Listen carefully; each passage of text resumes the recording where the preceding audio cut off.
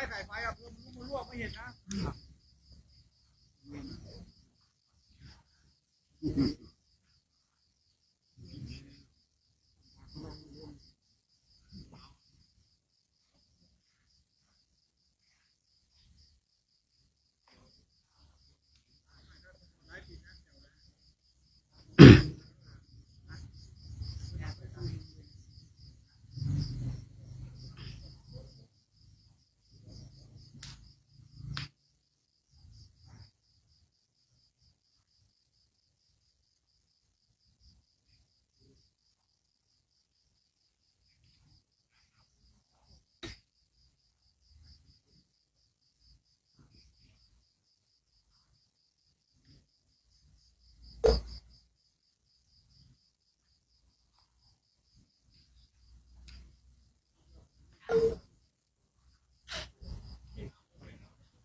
นี่นะครับ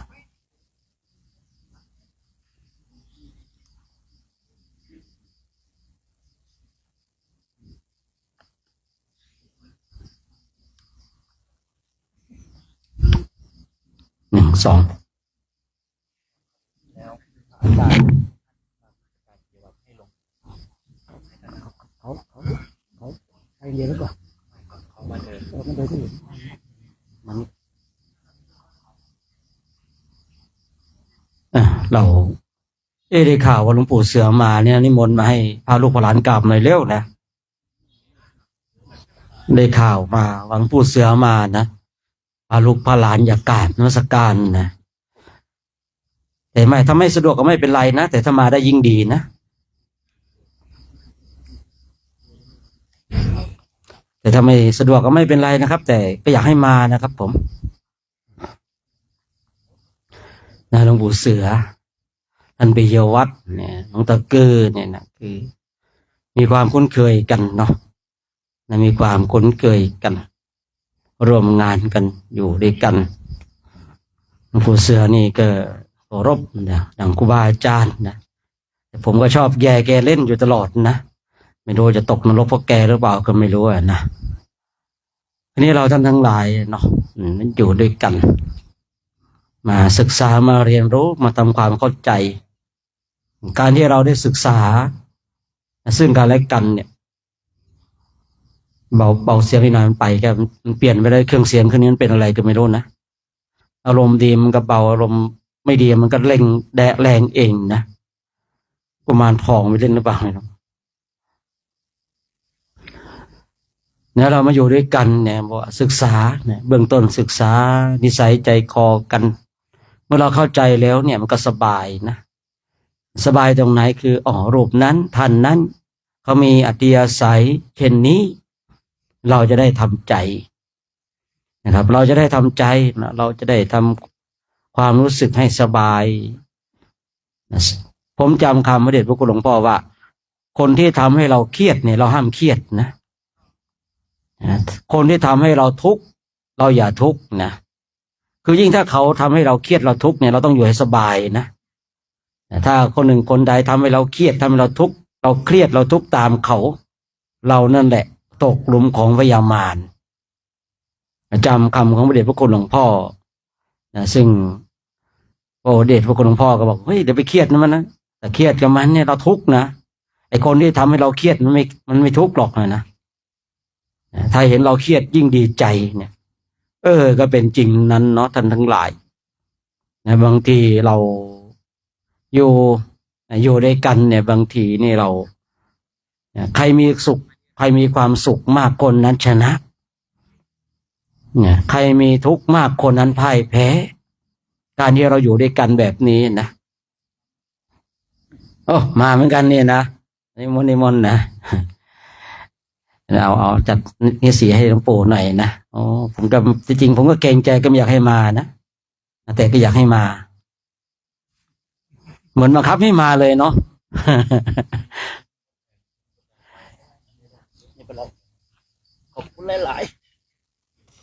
ๆปล่อย หลวงปู่เสือนะครับผมท่านโยการมาสานี่ก็40 กว่าแล้วนะครับผม40 กว่าแล้ว 48 49แล้วอะนะอายุพรรษา48 49แล้วงวดนี้ละมั่งนะ ใครมีรถนะขายรถใครมีบ้านขายบ้านทุ่มเลยนะถ้าไม่ถูกแล้วมาอยู่วัดนะหมดสิ้นเนื้อประดาตัวแล้วเราก็มาอยู่ที่วัดนะคือหลวงปู่เสือนี่ก็ท่านก็เลยไปร่วมเดินธุดงค์นะกับเราบ่อยๆนะหลายๆปีนะในปีนี้ก็มาให้กำลังใจนะกับเราท่านทั้งหลายเนี่ยเราถือว่าบางทีก็เป็นพระลูกพระหลานมีครูบาอาจารย์นะผมเองอย่างที่คือผมเนี่ยครับคือไปไหนเนี่ยผมไม่อยากจะมีภาษามากกว่าเขาอะนะแต่ว่าจะมีหลวงปู่เสือมาสบายใจได้นะคือเหมือนเรามีเกราะนะป้องกันภัยนะครับป้องกันแล้วก็หลวงปู่เสือมาเนี่ยรับประกันได้ครับรูปร่างแบบนี้หุ่นแบบนี้พระสังฆจายรับรองไม่อดครับผมนะรับรองไม่อดนะ อย่างผมเนี่ยก็แต่เนาะรูปร่างแบบนี้แล้วรู้สึกว่ามันไม่ค่อยดงสมบูรณ์นะฉะนั้นเดี๋ยวคณะพระเราเนาะเดี๋ยวกราบนมัสการหลวงปู่เสือกันเพราะว่าท่านก็เดินทางมา ก็เกรงใจแต่ว่าอยากให้ท่านได้มาได้พาท่านกราบนมัสการกันนะกราบนมัสการเสร็จเดี๋ยวเราก็จะทำวัดสวดมนต์กันเนาะ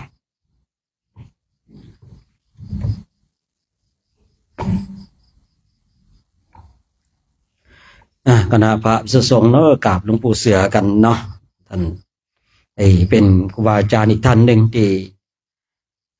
ผมเองให้ความเคารพเนาะฉะนั้นเราท่านทั้งหลายจะได้พร้อมกันกราบพร้อมกันแล้วกราบ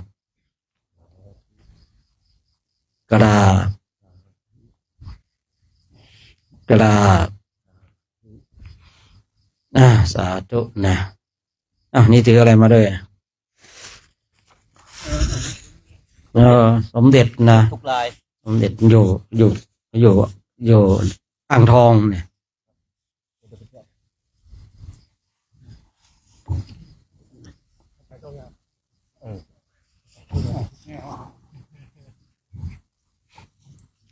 เนี่ยได้นะเนี่ยสมเด็จด้วยนะประมูลองค์ละ500นะเอาต่อหน้ากูเลยเว้ยนะครับ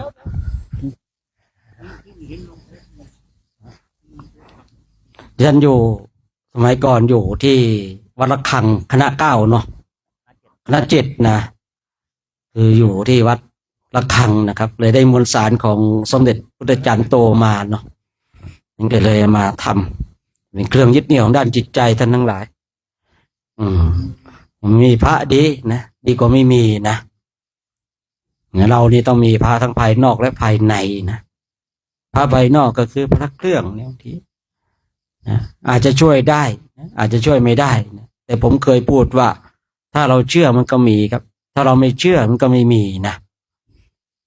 ถ้าเราเชื่อก็มีครับถ้าเราไม่เชื่อมันก็ไม่มีสิ่งเหล่านี้นะแต่คือของเรานี่บางทีเนาะพระภายนอกเราก็แล้วแต่ความชอบนะแต่พระภายในเนี่ยเราต้องมีกันทุกรูปนะพระภายนอกก็ไว้เป็นเครื่องระลึกนึกถึงระลึกนึกถึงแต่พระภายในเนี่ยเราต้องทำให้มีให้ได้ทำให้เกิดให้ได้นะไปพักก่อนก็ได้นะที่บนพระมากราบไม่เป็นไรนะเห็นใจนะครับไปกราบไปเลยเราทำวัดสวดมนต์นะมันนั่งรถมานั่งทั้งวันนะ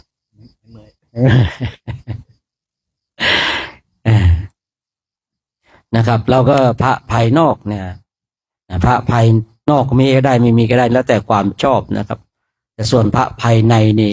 เนี่ยเราต้องมีนะครับต้องมีอยู่ในใจของเราเราก็เริ่มต้นจากสมมุติเนี่ยเมื่อเรายังละสมมุติไม่ได้เราก็ต้องอาศัยสมมุติแต่เมื่อใดก็ตามที่เราละสมมุติได้เราก็อยู่บนสมมุติแต่เราไม่ติดในสมมุตินั้นคือบางคนบางท่านนะคือผมเองก็คือพอได้ยินเรื่องราวต่างๆก็ว่าพระอริยะไม่สร้างวัตถุมงคลนะคราวนี้ผมก็ไปสืบตั้งแต่ คือหลวงปู่มั่นเนี่ยเขียนตะกรุดอยู่นะหลวงปู่มั่นเนี่ยหลวงปู่ฟั่นเนี่ยหลวงปู่แหวนเนี่ยนะหลวงปู่ดุลเนี่ยหลวงปู่เทศเนี่ยมีนะครับผมแล้วเราก็ยอมรับว่าท่านเหล่านี้เรายอมรับเนาะนะแต่ใช้คำว่าเรายอมรับว่าท่านเหล่านี้ก็ยอมรับว่าท่านหมดพ้นจากกิเลสแล้วแต่ท่านก็มีวัตถุมงคลนะครับฉะนั้นคำว่าพระอริยะได้สร้างวัตถุมงคลนี่มันก็เลยทำให้ผมสงสัยแต่ผมก็หายสงสัยแล้วนะหมดแล้วเนาะเอาอย่างเองทำไมตรงนั้นผมก็หายสงสัยนะเพราะว่าคือเราเข้าไปเจาะเข้าไปลึกเข้าไปดูเข้าไปหลายอย่างฉะนั้นท่านทั้งหลายเนี่ยบางสิ่งบางอย่างเนี่ยนะคือเราอยู่ในโลกแห่งสมมติเนาะเราก็ต้องเข้าใจในสมมติถ้าเราเข้าใจในสมมติแล้วเราก็จะสบายแต่ถ้าเราอยู่บนโลกนี้นะอยู่บนสมมตินี้แต่เราไม่เข้าใจนะคือการที่เราอยากได้ปรมัตถธรรมเป็นสิ่งที่ดีนะครับแต่ว่าเราเนี่ยปฏิเสธสมมติไม่ได้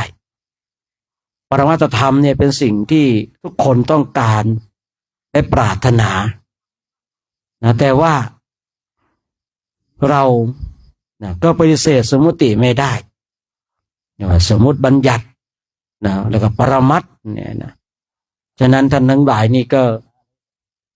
นะท่านทั้งหลายก็พิจารณานะโดยแยบคายเนาะฉะนั้นก็คงจะพร้อมเนาะเดี๋ยวเราก็จะทำว่าสวดมนต์ก่อนนะทำว่าสวดมนต์เดี๋ยวก็จะให้นะท่านปิงเนี่ยได้นำพาสวดมนต์วันต่อไปข่าวต่อไปก็จะได้สับเปลี่ยนท่านปิยวัฒน์บ้างนะรวมโดยช่วยกันสร้างสรรค์งานของศาสนานะครับผมงานของศาสนานิมนต์ครับผมนะ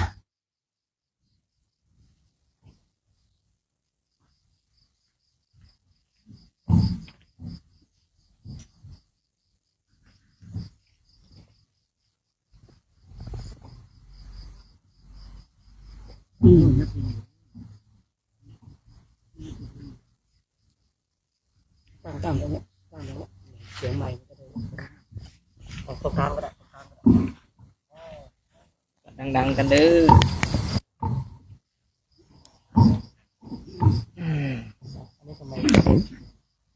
ตัวนี้ทำไมอ้าวอยู่มันจะพิษทั้งหมดหรือเปล่ามาแล้วครับไม่นะครับอาจารย์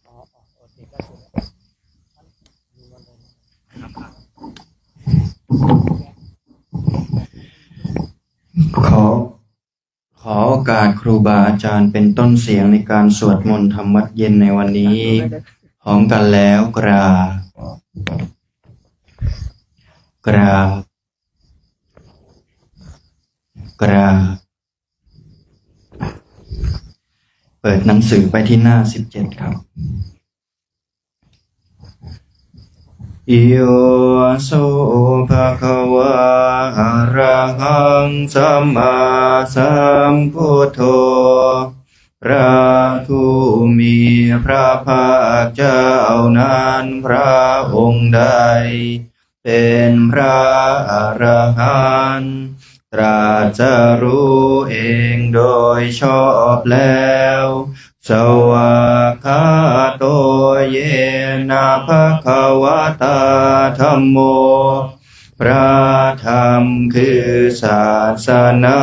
ที่พระผู้มีพระภาคเจ้านั้นพระองค์ใดตรัสไว้ดีแล้วสุปฏิปันโนยัสสะภะคะวะโตสาวกสังโฆพระสงฆ์คือผู้ทรงธรรมวินัยซึ่งเป็นสาวกของพระผู้มีพระภาคเจ้าหมู่ใดปฏิบัติดีแล้ว ธัมมยังภควันตังสัทธัมมังสัทสังฆังอิเมหิสกการะหิยะถาระหังมาโรติเตหิอภิปุชยามะข้าพระเจ้าขอบูชาอย่างยิ่งซึ่งพระผู้มีพระภาคเจ้าพร้อมทั้งพระสัทธรรมและพระอริยสงฆ์เจ้าทั้งหลายด้วยเครื่องสักการะเหล่านี้ข้าพระเจ้าได้ยกขึ้นประดิษฐานไว้ดีแล้วในที่อันสมควรอย่างยิ่งเช่นนี้สาธุโนพันเตภควาสุจิราปรินิพพุโตปิพระผู้มีพระภาคเจ้าพระองค์นั้นแม้ปรินิพพานนานแล้วก็ตามข้าแต่พระองค์ผู้เจริญซึ่งยังประโยชน์อันยิ่งใหญ่แก่สาธุชนทั้งหลายปัจฉิมาชนะตานุกัมปมานัสสาอิเมสการเรทุกขตาปันนาคาพระพุทธปฏิคันหาตุขอจงรับเครื่องสักการะบรรณาการของคนยากทั้งหลายเหล่านี้ด้วยเพื่ออนุเคราะห์แก่ประชุมชนผู้เกิดแล้วในภายหลังด้วยอัมหากังทีคารตังหิตายะสุขายะเพื่อประโยชน์เพื่อความสุขแก่ข้าพระเจ้าทั้งหลายสิ้นกาลนานเทินอะระหังสัมมาสัมพุทโธภควาพระผู้มีพระภาคเจ้าเป็นพระอรหันต์ดับเพลิงกิเลสเพลิงทุกข์สิ้นเชิงตรัสรู้ชอบได้โดยพระองค์เองพุทธังภวันตังอภิวาเทมิข้าพระเจ้าอภิวาทพระผู้มีพระภาคเจ้าผู้รู้ผู้ตื่นผู้เบิกบานกราบสวากขาโตภควตาธัมโมพระธรรมเป็นธรรมที่พระผู้มีพระภาคเจ้าตรัสไว้ดีแล้วธัมมังนามัสสามิข้าพระเจ้านมัสการพระธรรมกราบสุปฏิปันโนภควโตสาวกสังโฆพระสงฆ์สาวกของพระผู้มีพระภาคเจ้าปฏิบัติดีแล้ว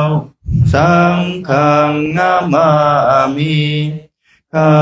พระเจ้านอบน้อมพระสงฆ์กราบ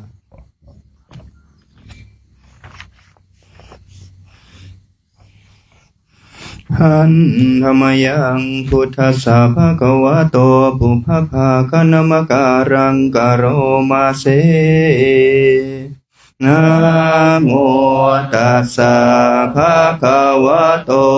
อะระหะโตสัมมาสัมพุทธัสสะ นะโม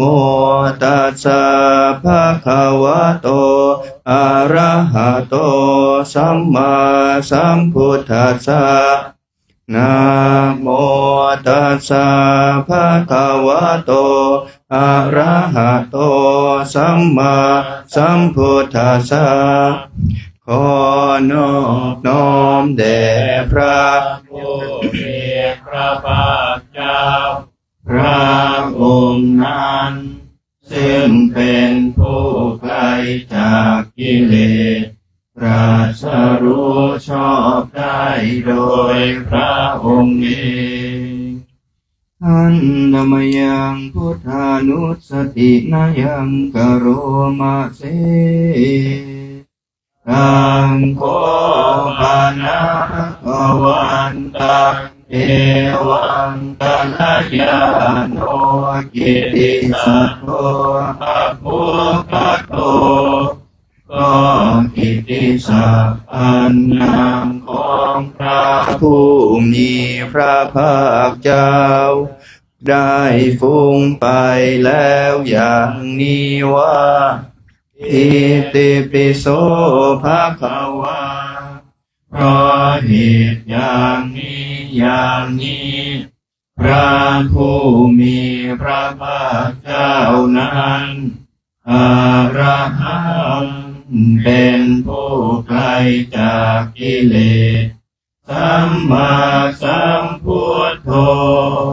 เป็นผู้ตรัสรู้ชอบได้โดยพระองค์เอง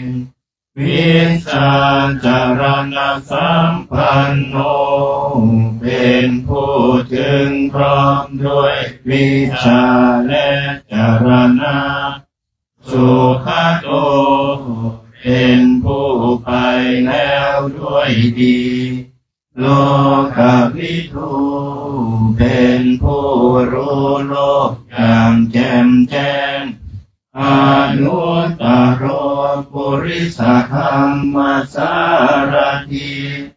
เป็นผู้สามารถฝึกบุรุษที่สมควรฝึกได้อย่างไม่มีใครยิ่งกว่าสัทธาเทวมนุษย์สานังเป็นครูผู้สอนของเท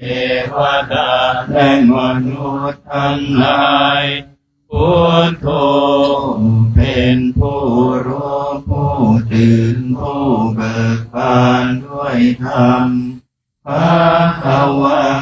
ทีเป็นผู้มีความจำเริญจำแนกคำสั่งสอนสัตว์ดังนี้หันธรรมยังพุทธาภิกขิติงกโรมาเสพุทธวารหันตวรตาภิกขุนา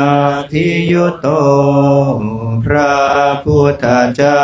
ประกอบด้วยคุณมีความประเสริฐแห่งอรหันตคุณเป็นต้นสุทธาภิญาณกรุณาหิสัมมาคตโตมีพระองค์อันประกอบด้วยพระญาณและพระกรุณาอันบริสุทธิ์โพเทสิโยสุชานาตังกัมมะลังวสุโรพระองค์ได้ทรงกระทำชนที่ดีให้เบิกบานดุจอาทิตย์ทำบัวให้บานวันธามหันตมรณังศิรสาชิเนนทังข้าพระเจ้าไหว้พระชินสีผู้ไม่มีกิเลสพระองค์นั้นด้วยเสียงกล่าวพุทโธโยสัพพปานินาสารนังเขมามุตตมังพระพุทธเจ้าพระองค์ใด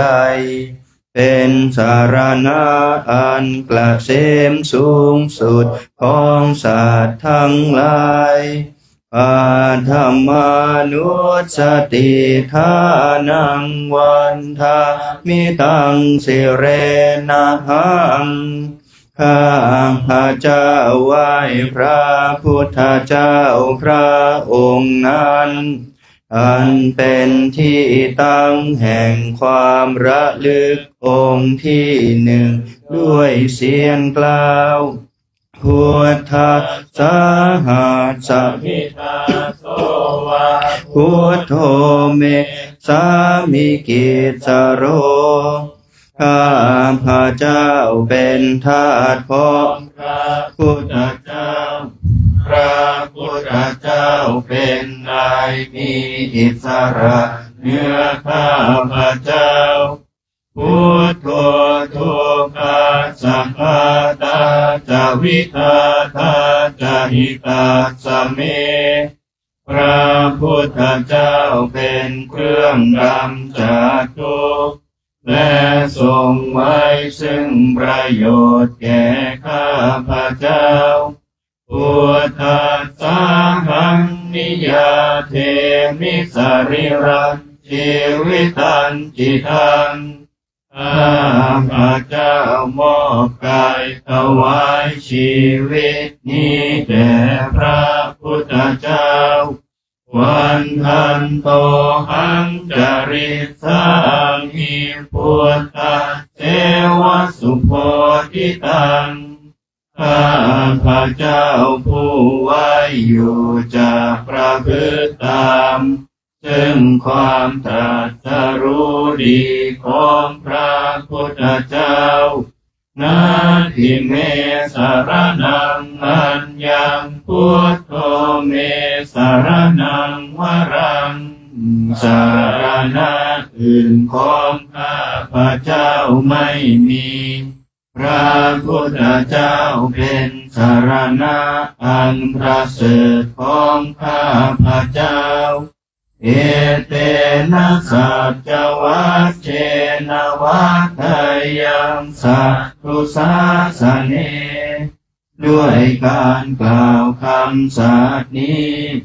ข้าพระเจ้าพึงเจริญในพระศาสนาของพระศาสดา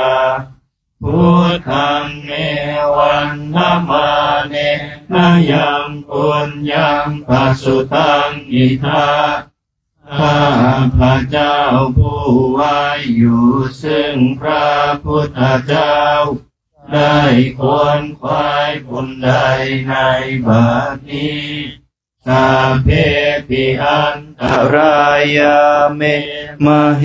สุงตัสสะเตชะสา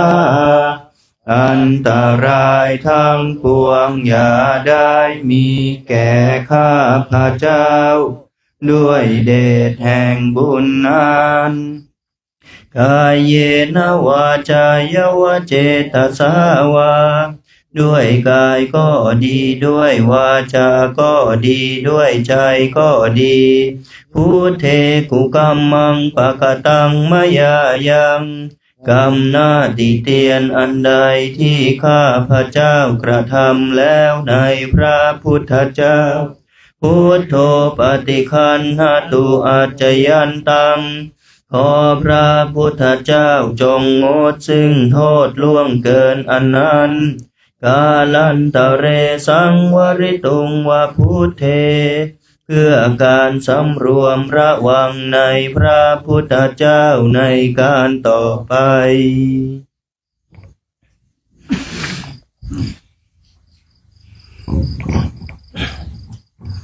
หันธรรมยังธรรมานุสตินายังกโรมาเสสวากขาโตภะคะวะตาธัมโมพระธรรมเป็นสิ่งที่พระผู้มีพระภาคเจ้าได้ตรัสไว้ดีแล้วสันทิฏฐิโกเป็นสิ่งที่ผู้ศึกษาและ ปฏิบัติพึงเห็นได้ด้วยตนเองอากาลิโกเป็นสิ่งที่ปฏิบัติได้และให้ผลได้ไม่จำกัดการเอหิปัสสิโกเป็นสิ่งที่ควรกล่าวกับผู้อื่นว่าท่านจงมาดูเถิดโอมปนายิโกเป็นสิ่งที่ควรน้อมเข้ามาใส่ตัวปัจจัตตังเวทิตาโพวินโยหิติเป็นสิ่งที่ผู้รู้ก็รู้ได้เฉพาะตน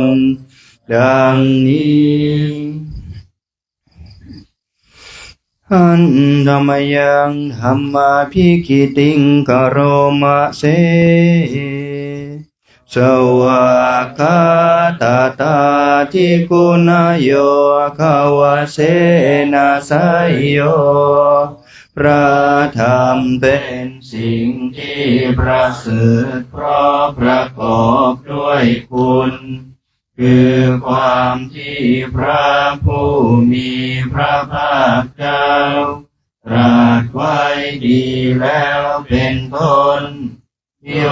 มาคปะกะปริยัติวิโมกขเพ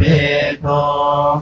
เป็นธรรมมันจำแนกเป็นมรรคผลปริยัติและนิพพานธัมโมกุโลกปัตนาตถาคาริภารีเป็นธรรมทรงไว้ซึ่งผู้ทรงธรรมจากการตกไปสู่โลกที่ชั่ววันธามหังกามหารังวรธรรมเมตังข้าพระเจ้าไหว้พระธรรมอันประเสริฐนั้น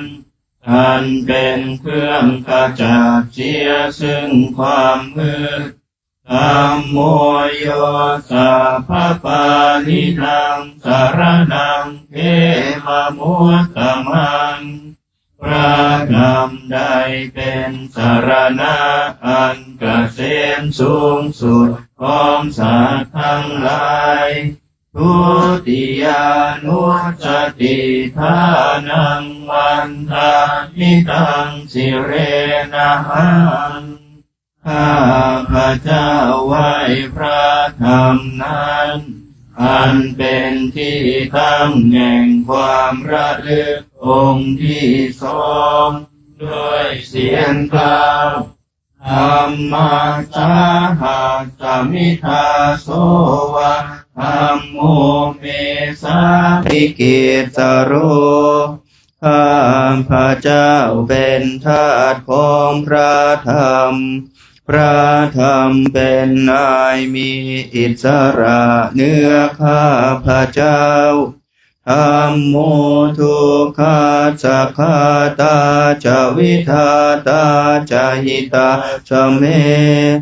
พระธรรมเป็นเครื่องกำจัดทุกข์และทรงไว้ซึ่งประโยชน์แก่ข้าพระเจ้าธัมมัสสะพังนิยาเทมิสริระชีวิตันจิทังข้าพระเจ้ามอบกายถวายชีวิตนี้แด่พระธรรมวันทันโตหังจริสามิธรรมเสวสุธรรมตังข้าพระเจ้าผู้ว่าอยู่จากพระพฤติตามซึ่งความเป็นธรรมดีของพระธรรมนาทิเมสารนังอัญญาธัมโมเมสารนังวรังสารณะอื่นของข้าพระเจ้าไม่มีพระธรรมเป็นสารณะอันประเสริฐของข้าพระเจ้า เอเตนะสัจจวัชเชนวัตายังสาธุสาสเนด้วยการกล่าวคำสัตย์นี้ข้าพระเจ้าพึงเจริญในพระศาสนาของพระศาสดาธัมมังเมวันธัมมาเนนะยังปุญญาปัสสุตังอิทาข้าพระเจ้าผู้ไว้อยู่ซึ่งพระธรรมได้ควรขวายบุญใดในบัดนี้สัพเพปิอัตตรายาเมมาเหสุงตัสสะเตชะสาอันตรายทั้งปวงอย่าได้มีแก่ข้าพระเจ้าด้วยเดชแห่งบุญนั้นกายเยนวาจายวเจตสาวาด้วยกายก็ดีด้วยวาจาก็ดีด้วยใจก็ดี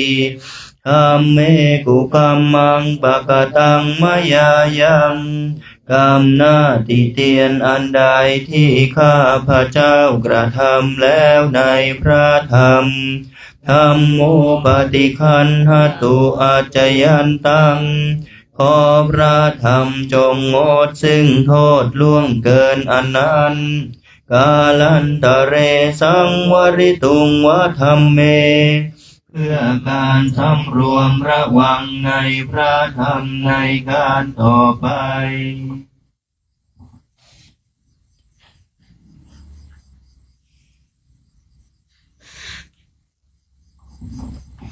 อันธรรมยังสังขานุสตินายังกโรมาเสสุปฏิปันโนภะคะวะโตสาวกสังโฆทรงสาวกของพระผู้มีพระภาคเจ้าหมู่ใดปฏิบัติดีแล้วควรชุปฏิปันโนภะคะวะโตสาวกสังโฆทรงสาวกของพระผู้มีพระภาคเจ้าหมู่ใดปฏิบัติตรงแล้วยายาปฏิปันโนภะคะวะโตสาวกสังโฆทรงสาวกของพระผู้มีพระภาคเจ้าหมู่ใดปฏิบัติเพื่อรู้ธรรมเป็นเครื่องออกจากทุกข์แล้วสามีจิปฏิปันโนภะคะวะโตสาวกสังโฆทรงสาวกของพระผู้มีพระภาคเจ้าหมู่ใดปฏิบัติสมควรแล้วญาติธรรมได้แก่บุคคลเหล่านี้คือจาตาริปุริสายุคานิอาตาปุริสาปุคลาคู่แห่งบุรุษสี่คู่นับเรียงตัวบุรุษได้8บุรุษเอสะภะคะวะโตสาวกสังโฆนั่นแหละทรงสาวกของพระผู้มีพระภาคเจ้าอาหุนายโยเป็นสมควรแก่สักการะเขานำมาบูชาอาหุนายโยเป็นสมควรแก่สักการะที่เขาจะไว้ต้อนรับทักขินายโยเป็นผู้ควรรับทักษิณาทานอัญชลีการณิโยเป็นผู้ที่บุคคลทั่วไปควรทำอัญชลี อนุตตรังปุญญเขตังโลกัสสติเป็นเนื้อนาบุญของโลกไม่มีนาบุญอื่นยิ่งกว่าดังนี้หันธรรมยังสังฆาภิคิติงกโรมาเสสัทธามโชสุปฏิปันติคุณาทิยุโตพระสงฆ์ที่เกิดโดยพระสัทธรรมประกอบด้วยคุณมีความปฏิบัติที่เป็นต้นโยธาพิโทอริยปุคลสังฆเสโทเป็นหมู่แห่งพระอริยบุคคลอันประเสริฐแปดจำพวกศีลาทิธรรมปวาราสยกายจิตโตมีกายและจิตอันอาศัยธรรมมีศีลเป็นต้นอันบวรวันธามหังตามริยานาคนังสุสุทังข้า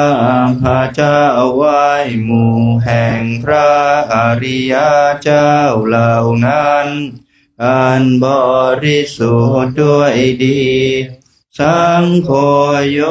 สัพพปานินางสารณะเขมมุตตมังพระสงฆ์หมู่ใดเป็นสารณะอันกระเสมสูงสุดของสัตว์ทั้งหลาย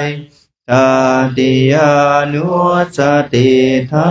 นังวันทามิกังจิเรนะหังข้าพระเจ้าไหว้พระสงฆ์หมู่นั้นอันเป็นที่ตั้งแห่งความระลึกองค์ที่สามด้วยเสียงกล่าวสังฆัสสะหะสมิทาโสวะสังโฆเมสามิเกสโรข้าพระเจ้าเป็นทาสของพระสงฆ์พระสงฆ์เป็นนายมีอิสระเหนือข้าพระเจ้าสังโฆทุกขาสัพพะทาจวิตาตาจหิตาสเมพระสงฆ์เป็นเครื่องกำจัดทุกข์และทรงไว้ซึ่งประโยชน์แก่ข้าพระเจ้าสังฆัสสะหังนิยาเทมิสริระชีวิตันจิตังข้าพระเจ้ามอบกายถวายชีวิตนี้แด่พระสงฆ์วันทันโตหังคาริสามิสังฆาโสปฏิปันนตังข้าพระเจ้าผู้ไหวอยู่จะประพฤติธรรมซึ่งความปฏิบัติดีของพระสงฆ์นาทิเมสารนังอัญญังสังโฆเมสารนังวรังสารณะอื่นของข้าพระเจ้าไม่มีพระสงฆ์เป็นสารณะอันประเสริฐของข้าพระเจ้าเอเตนะสัจวัชเชนะวัตถยาสัตถุสาสเนด้วยการกล่าวคำสัตย์นี้ข้าพระเจ้าพึงเจริญในพระศาสนาของพระศาสดาสังฆังเมวันธรรมาเนนะยังปุญญังปัสสุตังอิทาข้าพระเจ้าผู้ไหวอยู่ซึ่งพระส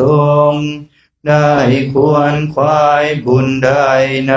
บัดนี้ สัพเพปิอันตรายาเมมาเหสุตัสสะเตชะสาอันตรายทั้งปวงอย่าได้มีแก่ข้าพเจ้าด้วยเดชแห่งบุญนั้นกายเยนวาจายวเจตสาวาด้วยกายก็ดีด้วยวาจาก็ดีด้วยใจก็ดีสังเคกุกัมมังปะกตังมยายังกรรมหน้าติเตียนอันใดที่ข้าพระเจ้ากระทำแล้วในพระสงฆ์สังโฆปฏิคันหตุอาจยันตังขอพระสงฆ์จงงดซึ่งโทษล่วงเกินอันนั้นกาลันตะเรสังวริตุงวะสังเคเพื่อการสำรวมระวังในพระสงฆ์ในการต่อไป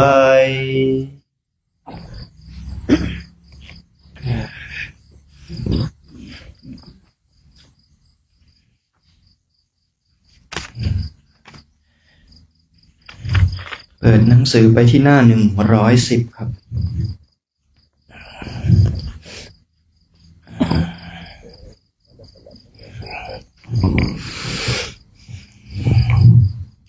หันธรรมยังอนัตตลักขณะสุตตปาทังพนามาเสเอวเมสุตังเอกังสมัยยังภะคะวาภารานาสิยังวิหารติอิสิปตะเนมิคทาเยตาตระโคภะคะวาปัญจวัคคีเยภิกขุอามันเตสีข้าพระเจ้าคือพระอานนท์ได้สดับมาอย่างนี้สมัยหนึ่งพระผู้มีพระภาคเจ้าเสด็จประทับอยู่ที่ป่าอิสิปตนามฤคทายวันใกล้เมืองพาราณสีในเวลานั้นพระองค์ได้ตรัสเตือนพระภิกษุปัญจวัคคีย์ว่ารูปังภิกขเวอนัตตารูปัญจยิทาภิกขเวอัตตาอภวิสสนยิธังรูปังอาภาคายสังวัตยระเอตจารูเปเอวังเมรูปังโหตุเอวังเมรูปังมาอโหสิติดูก่อนภิกษุทั้งหลายรูปคือร่างกายนี้ไม่ใช่ตัวตนก็หากว่ารูปนี้เป็นตัวตนแล้วไซรูปนี้ก็คงไม่เป็นไปเพื่ออาพาธทั้งยังจะได้ตามความปรารถนาในรูปว่าขอรูปของเราจงเป็นอย่างนี้เถิดอย่าได้เป็นอย่างนั้นเลยยาสมาจะโพภิกขเวรูปังอนัตตาตัสสมารูปังอาภาทายสังวัตตินาจลาภติรูเปเอวังเมรูปังโหตุเอวังเมรูปังมาอโหสิติดูก่อนภิกษุทั้งหลายก็เพราะเหตุที่รูปไม่ใช่ตัวตนรูปจึงเป็นไปเพื่ออาพาธและไม่ได้ตามความปรารถนาในรูปว่าขอรูปของเราจงเป็นอย่างนี้เถิดอย่าได้เป็นอย่างนั้นเลย เวทนาอนัตตาเวทนาจะหิทังภิกขเวอัตตาอภวิสสนยิทังเวทนาอาภาทายะสังวาตายะลาเพทาจะเวทนายะเอวังเมเวทนาโหตุเอวังเมเวทนามาอโหสิติดูก่อนภิกษุทั้งหลายเวทนาคือความรู้สึกอารมณ์ไม่ใช่ตัวตนก็หากว่าเวทนานี้เป็นตัวตนแล้วไซเวทนานี้ก็คงไม่เป็นไปเพื่ออาพาธทั้งยังจะได้ตามความปรารถนาในเวทนาว่าขอเวทนาของเราจงเป็นอย่างนี้เถิดอย่าได้เป็นอย่างนั้นเลยยาจะมาจะโคภิกขเวเวทนาอนัตตาตัสสมาเวทนาอาภาทายะสังวาตตินาจลาภติเวทนายะเอวังเมเวทนาโหตุเอวังเมเวทนามาอโหสิติดูก่อนภิกษุทั้งหลายก็เพราะเหตุที่เวทนานั้นไม่ใช่ตัวตนเวทนาจึงเป็นไปเพื่ออาพาธและไม่ได้ตามความปรารถนาในเวทนาว่าขอเวทนาของเราจงเป็นอย่างนี้เถิดอย่าได้เป็นอย่างนั้นเลยสัญญาอนัตตาจะหิทังภิกขเว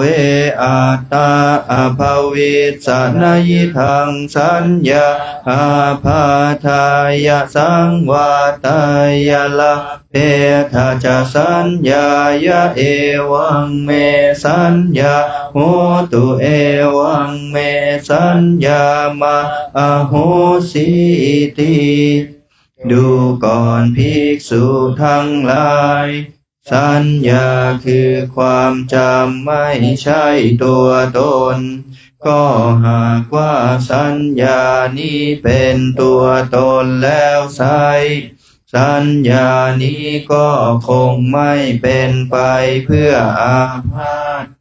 ทั้งยังจะได้ตามความปรารถนาในสัญญาว่าขอสัญญาของเราจงเป็นอย่างนี้เถิดอย่าได้เป็นอย่างนั้นเลยยาสมาจะโคภิกขเวสัญญาอนัตตาตัสสมาสัญญาอาภาทายะสังวาตตินาจลาภติสัญญายะเอวังเมสัญญาโหตุเอวังเมสัญญามาอโหสิติดูก่อนภิกษุทั้งหลายก็เพราะเหตุที่สัญญาไม่ใช่ตัวตนสัญญาจึงเป็นไปเพื่ออาพาธและไม่ได้ตามความปรารถนาในสัญญาว่าขอสัญญาของเราจงเป็นอย่างนี้เถิดอย่าได้เป็นอย่างนั้นเลยสังขาราอนัตตาสังขาราจะหิทังภิกขเวอัตตาอภวิสังสุนัยิทังสังขาราอาภาทายะสังวาตายโยลาเพทาจะสังขาเรสุเอวังเมสังขาราโหตุเอ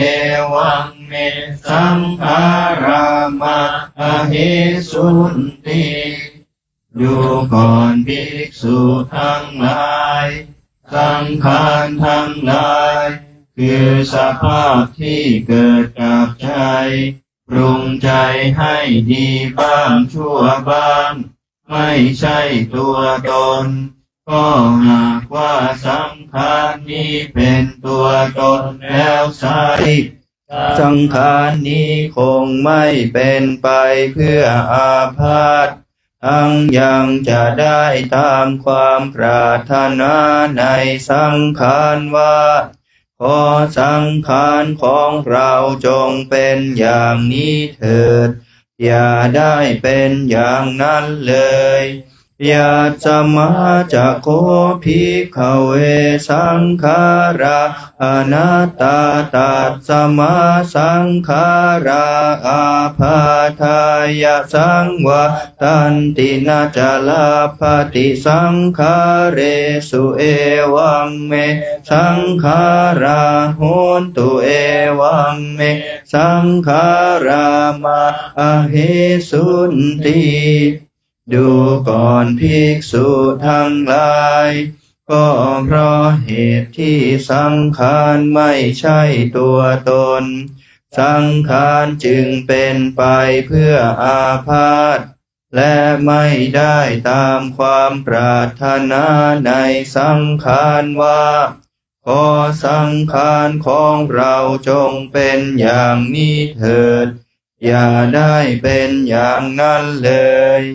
วิญญาณังอนัตตาวิญญาณังจะหิทังภิกขเวอัตตาอภวิสสนยิทังวิญญาณังอาภาทายะสังวาทายะลาเพทาจวิญญาเนเอวังเมวิญญาณังโหตุเอวังเมวิญญาณังมาอะโหสิติดูก่อนภิกษุทั้งหลายวิญญาณคือความรู้ไม่ใช่ตัวตนก็หากว่าวิญญาณนี้เป็นตัวตนแล้วไซร้วิญญาณนี้ก็คงไม่เป็นไปเพื่ออาพาธทั้งยังจะได้ตามความปรารถนาในวิญญาณว่าขอวิญญาณของเราจงเป็นอย่างนี้เถิดอย่าได้เป็นอย่างนั้นเลยยาสมาจะโคภิกขเววิญญาณังอนัตตาตัสสมาวิญญาณังอาภาทายะสังวาตตินาจลาภติวิญญาเนเอวังเมวิญญาณังโหตุเอวังเมวิญญาณังมาอะโหสิติดูก่อนภิกษุทั้งหลายก็เพราะเหตุที่วิญญาณไม่ใช่ตัวตนวิญญาณจึงเป็นไปเพื่ออาพาธและไม่ได้ตามความปรารถนาในวิญญาณว่าขอวิญญาณของเราจงเป็นอย่างนี้เถิดอย่าได้เป็นอย่างนั้นเลยอังยิงมัญญาภิกขเวรูปังนิจจังวาอนิจจังวาติดูก่อนภิกษุทั้งหลายเธอจะสำคัญความข้อนี้เป็นไฉนรูปเที่ยงหรือไม่เที่ยงอนิจจังพันเตภิกษุเหล่านั้นกราบทูลว่าไม่เที่ยงพระเจ้าข้ายังปนานิจังทุกขังวาตังสุขังวาติก็สิ่งใดไม่เที่ยงสิ่งนั้นเป็นทุกข์หรือเป็นสุขเล่าทุกขังพันเตเป็นทุกข์พระเจ้าข้ายัมปนานิจังทุกขังวิปริณามธัมมังกัลลังนุตังสมานุปัสสิตุงเอตังมะมะเอโสหะมัสสมิเอโสเมอัตตาติ ก็สิ่งใดไม่เที่ยงเป็นทุกข์มีความแปรปรวนเป็นธรรมดาควรหรือที่เราจะตามเห็นสิ่งนั้นว่านั่นของเรานั่นเป็นเรานั่นเป็นตัวตนของเราโนเหตังพันเตไม่ควรเห็นอย่างนั้นพระเจ้าข้าอังยิงมัญญาถาภิกขเวเวทนานิจจาวาอนิจจาวาทีดูก่อนภิกษุทั้งหลายเธอจะสำคัญความข้อนี้เป็นไฉนเวทนาเที่ยงหรือไม่เที่ยงอนิจจาพันเตภิกษุเหล่านั้นกราบทูลว่าไม่เที่ยงพระเจ้าข้า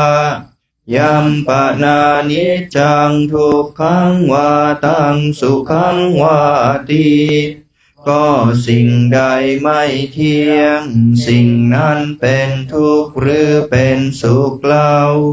ทุกขังพันเตเป็นทุกข์พระเจ้าข้ายัมปนานิจจังทุกขังวิปาริณามธรรมะกัลลังนุตังสมานุปัสสิตุงเอตามะมะเอโสหะมัสสมิเอโสเมอัตตาติก็สิ่งใดไม่เที่ยงเป็นทุกข์มีความแปรปรวนเป็นธรรมดาควรหรือที่เราจะตามเห็นสิ่งนั้นว่านั่นของเรานั่นเป็นเรานั่นเป็นตัวตนของเราโนเหตังพันเตไม่ควรเห็นอย่างนั้นพระเจ้าข้าตังกิงมัญญาถาภิกขเวสัญญานิจจาวาอนิจจาวาติดูก่อนภิกษุทั้งหลายเธอจะสำคัญความข้อนี้เป็นไฉนสัญญาเที่ยงหรือไม่เที่ยงอนิจจาพันเตภิกษุเหล่านั้นกราบทูลว่าไม่เที่ยงพระเจ้าข้ายัมปนานิจจังทุกขังวาตังสุขังวาติก็สิ่งใดไม่เที่ยงสิ่งนั้นเป็นทุกข์หรือเป็นสุขเล่าทุกขังพันเตเป็นทุกข์พระเจ้าข้ายัมปนานิจจังทุกขังวิปาริณามธรรมะกัลลังนุตังสมานุปัสสิตุงเอตามะมะเอโสหะมัสสมิเอโสเมอัตตาติก็สิ่งใดไม่เที่ยงเป็นทุกข์มีความแปรปรวนเป็นธรรมดาควรหรือที่เราจะตามเห็นสิ่งนั้นว่านั่นของเรานั่นเป็นเรานั่นเป็นตัวตนของเราโนเหตังพันเตไม่ควรเห็นอย่างนั้นพระเจ้าข้าอันกินมัญญาถาภิกขเว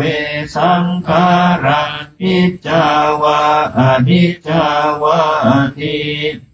ดูก่อนภิกษุทั้งหลาย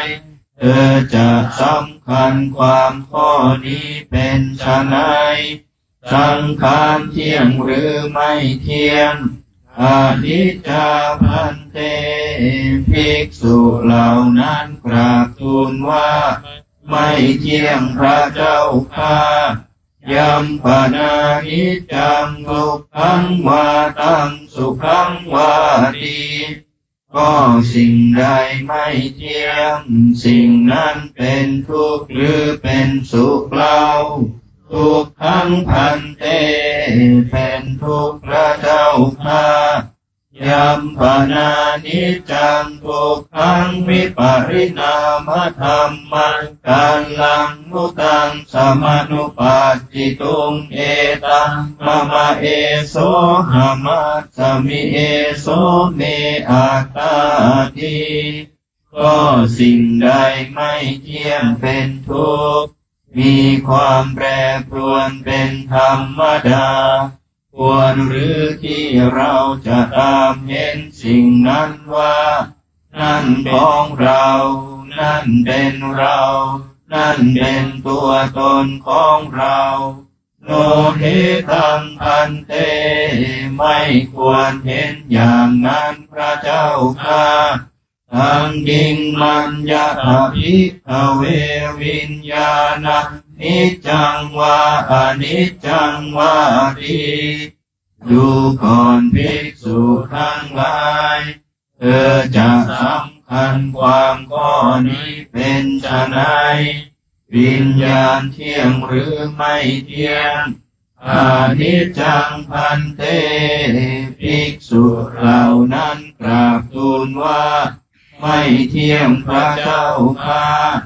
ยัมปนานิจจังทุกขังวาตังสุขังวาทีก็สิ่งใดไม่เที่ยงสิ่งนั้นเป็นทุกข์หรือเป็นสุขเล่าทุกขังพันเตเป็นทุกข์พระเจ้าข้ายัมปนานิจจังทุกขังวิปริณามธรรมกัลลังนุตังสมานุปัสสิตุงเอตมะหามัสสมิเอโสเมอัตตาทิสิ่งใดไม่เที่ยงเป็นทุกข์มีความแปรปรวนเป็นธรรมดาควรหรือที่เราจะตามเห็นสิ่งนั้นว่านั่นของเรานั่นเป็นเรานั่นเป็นตัวตนของเราโนเหตังพันเตไม่ควรเห็นอย่างนั้นพระเจ้าข้าตัสสมาติหะภิกขเวยังกินจิรูปังอดีตานาคตปัจจุปันนาอาชาตังวาพหิทาวาโอลาริกังวาสุขุมังวาหินังวาปานิตังวายันทุเรสันติเกวาดูก่อนภิกษุทั้งหลายก็เพราะเหตุนั้นแลอย่างใดอย่างหนึ่งที่เป็นอดีตอนาคตและปัจจุบันภายในก็ตามภายนอกก็ตามหยาบก็ตามละเอียดก็ตามเลวก็ตามประณีตก็ตามอยู่ไกลก็ตามอยู่ใกล้ก็ตาม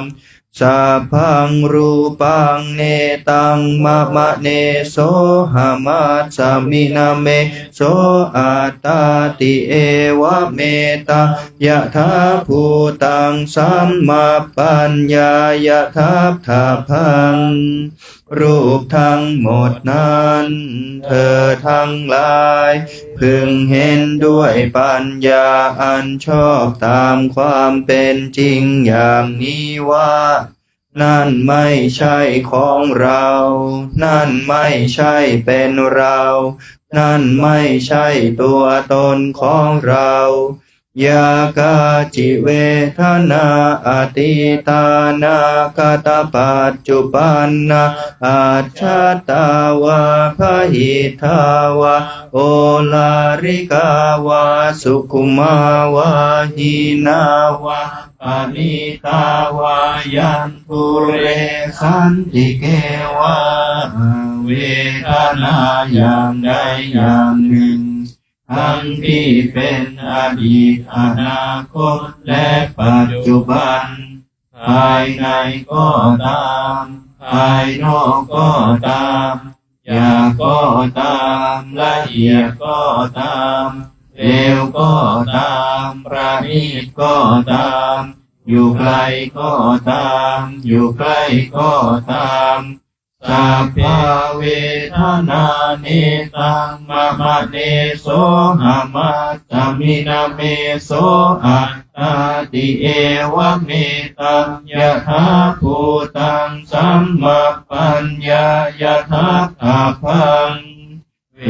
ทนาทั้งหมดนั้นเธอทั้งหลายพึงเห็นด้วยปัญญาอันชอบตามความเป็นจริงอย่างนี้ว่านั่นไม่ใช่ของเรานั่นไม่ใช่เป็นเรานั่นไม่ใช่ตัวตนของเรายากาจิสัญญาอดีตานาคตปัจจุบันนาอาชาตาวาพหิทาวาโอลาริกาวาสุขุมาวาหินาวาปานิตาวายันทุเรสันติเกวาสัญญาอย่างใดอย่างหนึ่งทั้งที่เป็นอดีตอนาคตและปัจจุบันภายในก็ตามภายนอกก็ตามหยาบก็ตามละเอียดก็ตามเลวก็ตามประณีตก็ตามอยู่ไกลก็ตามอยู่ใกล้ก็ตามสัพพะสัญญาเนตังมะมะเนโสหัมอัสสมินาเมโสอัตตาติเอวะเมตังยะถาภูตาสัมมาปัญญายะถาภาพังสัญญาทั้งหมดนั้นเธอทั้งหลายพึงเห็นด้วยปัญญาอันชอบตามความเป็นจริงอย่างนี้ว่านั่นไม่ใช่ของเรานั่นไม่ใช่เป็นเรานั่นไม่ใช่ตัวตนของเราเยเกจิสังขาราอติตานาคตปัจจุบันนาอาจตาวาพหิทาวาโอลาริกาวาสุขุมาวาหินาวาปานิตาวาเยทุเรสันติเกวาสังขารเหล่าใดเหล่าหนึ่งทั้งที่เป็นอดีตอนาคตและปัจจุบันภายในก็ตามภายนอกก็ตามหยาบก็ตามละเอียดก็ตามเลวก็ตามประณีตก็ตามอยู่ไกลก็ตามอยู่ใกล้ก็ตามสัพเพสังขาราเนตามะมะเนโสหามัสสมินาเมโสอัตตาติเอวะเมตายะถาภูตังสัมมาปัญญายะถาภาพังสังขารทั้งหมดนั้นเธอทั้งหลายพึงเห็นด้วยปัญญาอันชอบตามความเป็นจริงอย่างนี้ว่านั่นไม่ใช่ของเรานั่นไม่ใช่เป็นเรานั่นไม่ใช่ตัวตนของเรายังกินจิวิญญาณังอติตานาคตปัจจุบันนังอาชาตังวาพหิทาวาโอลาริกังวาสุขุมังวาหินังวาปณิตังวายันทุเรสันติเกวาความรู้เรื่องใดเรื่องหนึ่งทั้งที่เป็นอดีตอนาคตและปัจจุบันภายในก็ตามภายนอกก็ตามหยาบก็ตามละเอียดก็ตาม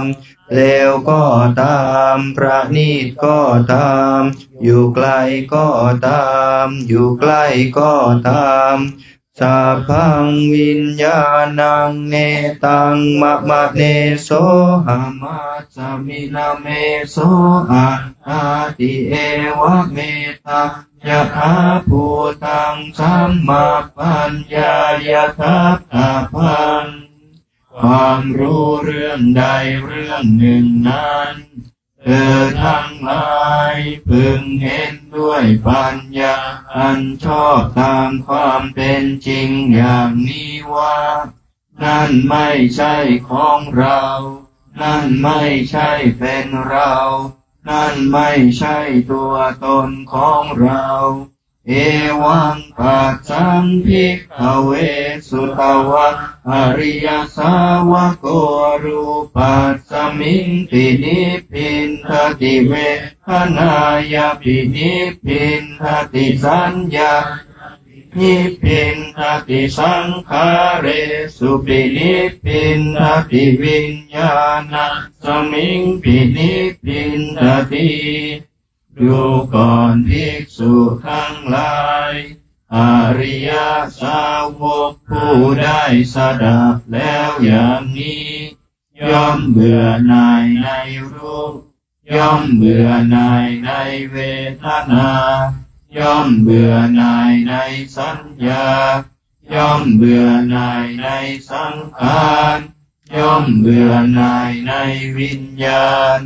นิพพินทังนิราชติวิราคาวิมุตจติ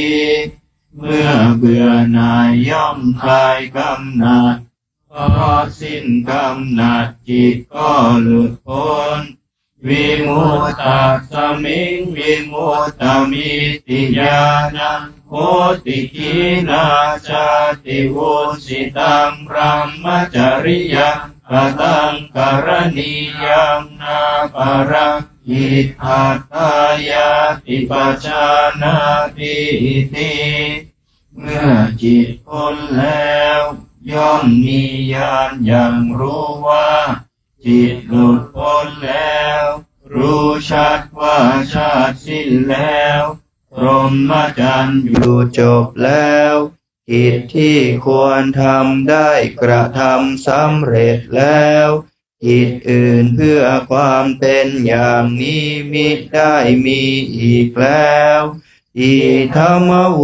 จะภควาอัตตมนาปัจจวัคคียาภิกขุภควโตภาสิตังอภินันทุงพระผู้มีพระภาคเจ้าได้ตรัสอนัตตลักขณสูตรนี้จบลงพระภิกษุปัญจวัคคีย์ต่างก็มีใจยินดีชื่นชมในพระภาสิทธิ์ของพระผู้มีพระภาคเจ้าอิมัสสมินจะปนวายากรณะสมิงพันยมาเนปัจจวัคคียานังภิกขุนะอนุปาทายะอาสเวหิจิตตานิวิมุตติงสุติก็ขณะเมื่อพระผู้มีพระภาคเจ้ากำลังตรัสเทศนาพระภาสิทธินี้อยู่พระภิกษุปัญจวัคคีย์ก็มีจิตหลุดพ้นแล้วจากอาสวะกิเลสที่เป็นผลของความเคยชินแห่งการเกิดกิเลสทั้งหลายเพราะไม่ยึดมั่นถือมั่นด้วยอุปาทานดังนี้แล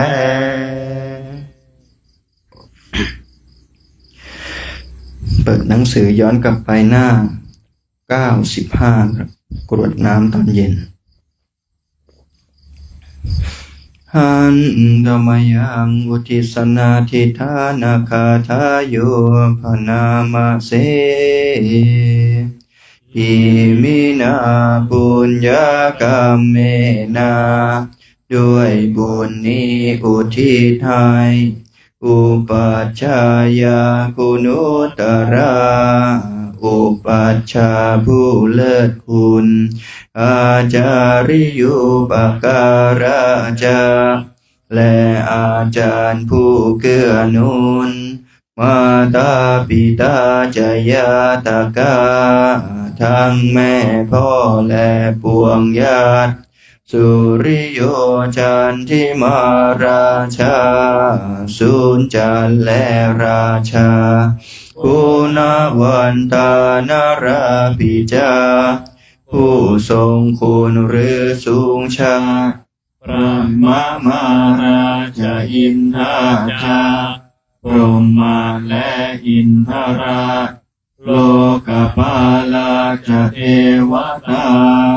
ทั้งโดยเทพและโลกบาล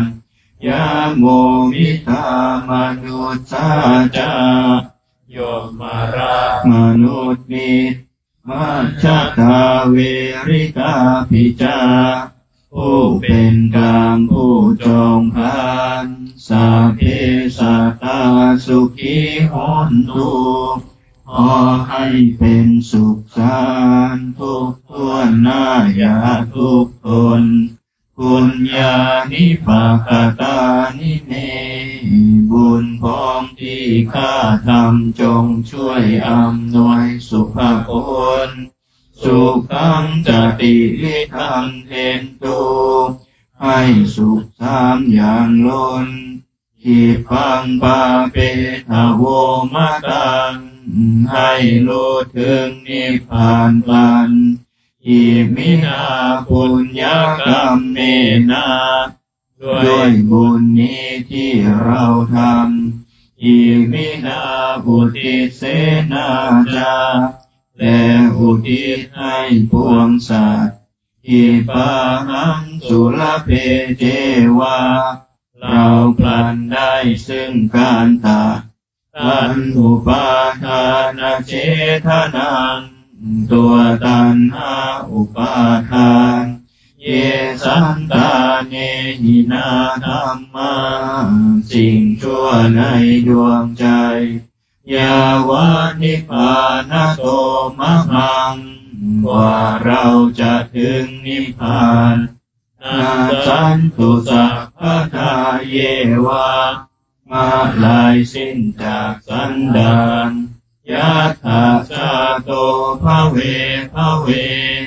ทุกภพที่เราเกิดอุชุจิตังสติปัญญา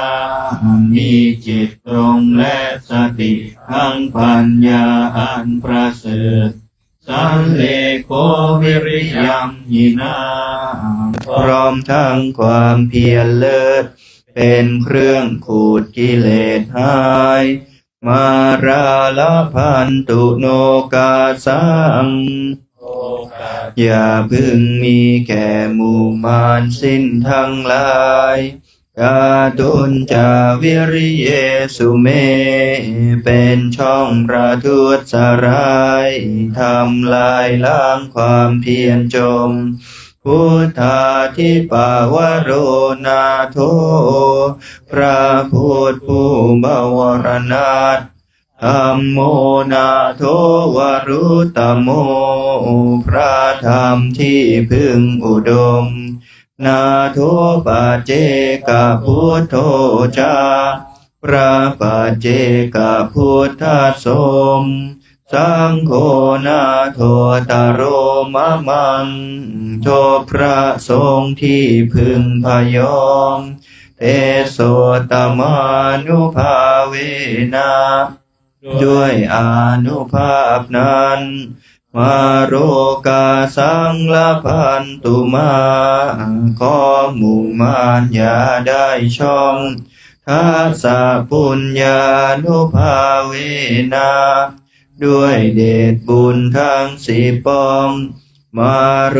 กาสังละพันตุมาอย่าเปิดโอกาสแก่มารเถิดพุทธาราธนานังธัมมาราธนานังสังฆาราธนานังอัปปมาโนพุทโธอัปปมาโนธัมโมอัปปมาโนสังโฆนะโมพุทธายะนะโมธัมมายะ นะโมสังฆายะพุทโธเมนะโทธัมโมเมนะโทสังโฆเมนะโทพุทธบูชาธัมมบูชาสังฆบูชาพุทธานาปัจจโยโหตุข้าพระเจ้าทั้งหลายขออาราธนาคุณพระพุทธคุณพระธรรมคุณพระสงฆ์อันนับประมาณมิได้มาเป็นที่พึ่งที่ระลึกถึงจงช่วยอภิบาลรักษากายวาจาใจของข้าพระเจ้าทั้งหลายให้ตั้งมั่นอยู่ด้วยธรรมเดินไปด้วยธรรมพร้อมทั้งให้เจริญด้วยสติปัญญาเข้าถึงธรรมอันเป็นเครื่องพ้นทุกข์ให้ถึงซึ่งสันติสุขเป็นผู้รู้ผู้ตื่นผู้เบิกบานโดยไพบูลย์ทุกประการและจงยังประโยชน์ให้ถึงพร้อมทั้งส่วนตนบุคคลอื่นชีวิตอื่นอันเป็นเพื่อนทุกข์เกิดแก่เจ็บตายด้วยกันทั้งหมดทั้งสิ้นตลอดกาลนานเถิด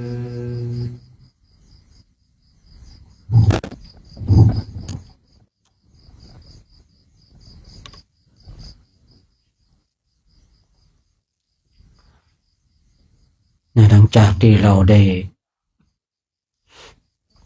ทำมาสวดมนต์จบลงเราก็มาเจริญจิตตภาวนากันสักระยะหนึ่งนั่งเท้าขวาทับเท้าซ้ายมือขวาทับมือซ้ายยืดกายตรงดำลงสติเฉพาะหน้าของเราจัดท่านั่งของเราให้เรียบร้อยตามแบบฉบับของผู้บำเพ็ญเพียรในวันนี้เองเราได้สวดอนัตตลักษณสูตรเป็นสูตรที่พระพุทธเจ้าถามปัญจวัคคีย์ทั้งห้าในเรื่องของรูปเวทนาสัญญาสังขารวิญญาณมันเที่ยงหรือไม่เที่ยงมันเป็นทุกข์หรือเป็นสุข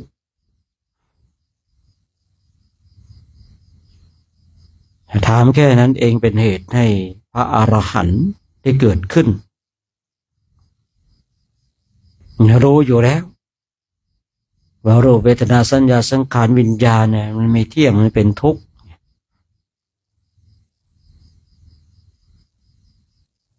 แต่เมื่อพระพุทธเจ้าถามคือถามแล้วก็ตอบในการถามตอบ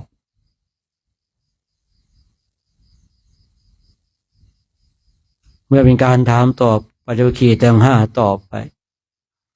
ไปแล้วก็จิตเนี่ยคล้อยตามเห็นตามความเป็นจริงเนี่ยก่อนหน้านั้นไปเข้าไปยึดรูปเวทนาสัญญาสังขารวิญญาณเป็นของเที่ยงไม่เป็นทุกข์เป็นอัตตา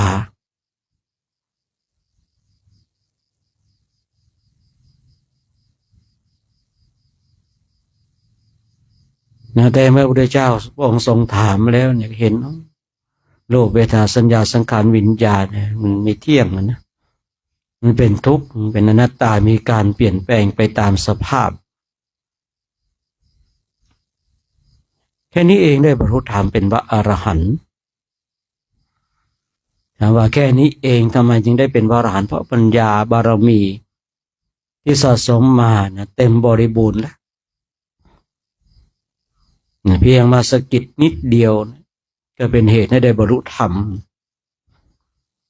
เช่นที่บุคคลที่เป็นหนองไปแพ้เป็นหนองเพียงเอาไม้ไปสะกิดนิดเดียวน้ำหนองมันก็ไหลออกมาบุคคลที่มีปัญญาญาณบารมีแก่กล้าพร้อมที่จะได้บรรลุธรรมมีบุคคลหนึ่งบุคคลใดมาสะกิด ถามว่าไอ้สะกิดเรื่องใดก็เรื่องที่เรารู้อยู่นั่นแหละ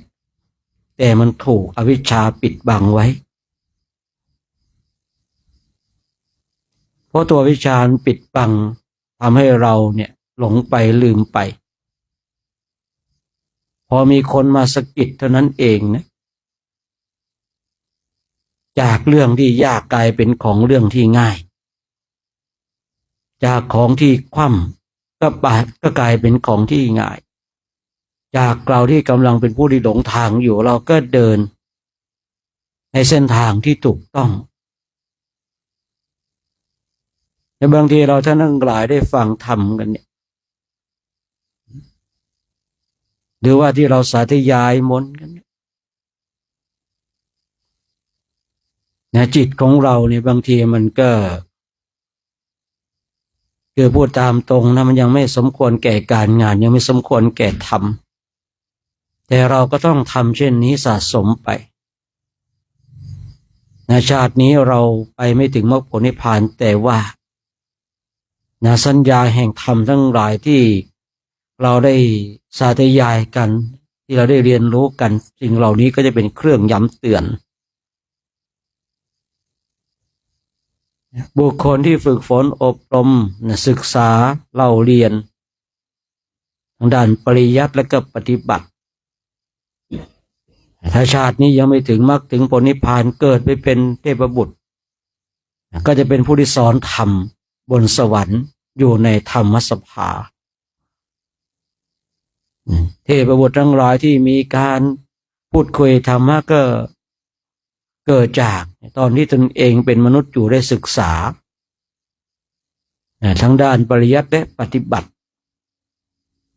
เป็นเหตุให้ตนเองไปเกิดเป็นเทพบุตรทีนี้สัญญาทั้งหลายมันติดไป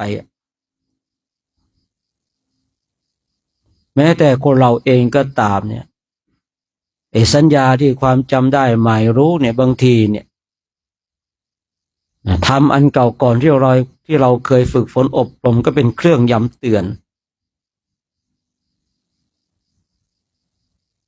ทำอันเก่าก่อนที่เราได้ศึกษาที่เราได้เล่าเรียนมาเนี่ยมันก็จะเป็นเครื่องย้ำเตือนนะบางทีเนี่ยในพระไตรปิฎกมีกล่าวไว้หลายสูตรเหลือเกินเนี่ยที่มีสัญญาณเก่าก่อนเป็นเครื่องย้ำเตือน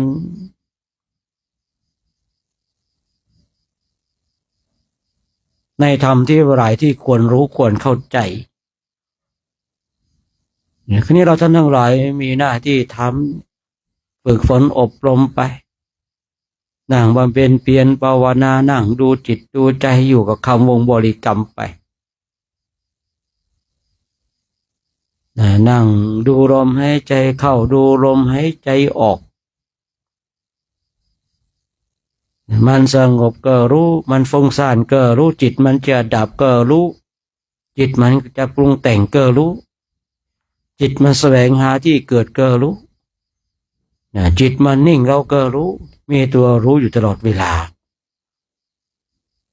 การรู้เช่นนี้เนี่ยเป็นการรู้เพื่อที่จะดับวัฏฏะตัดกิเลสทั้งหลายอย่างที่เรานั่งแล้วเรารู้สิ่งที่มันเกิดขึ้นในจิตในใจเนี่ยมันเป็นตัวรู้ที่จะเป็นเครื่องนำพาเราออกจากวัฏฏะสงสาร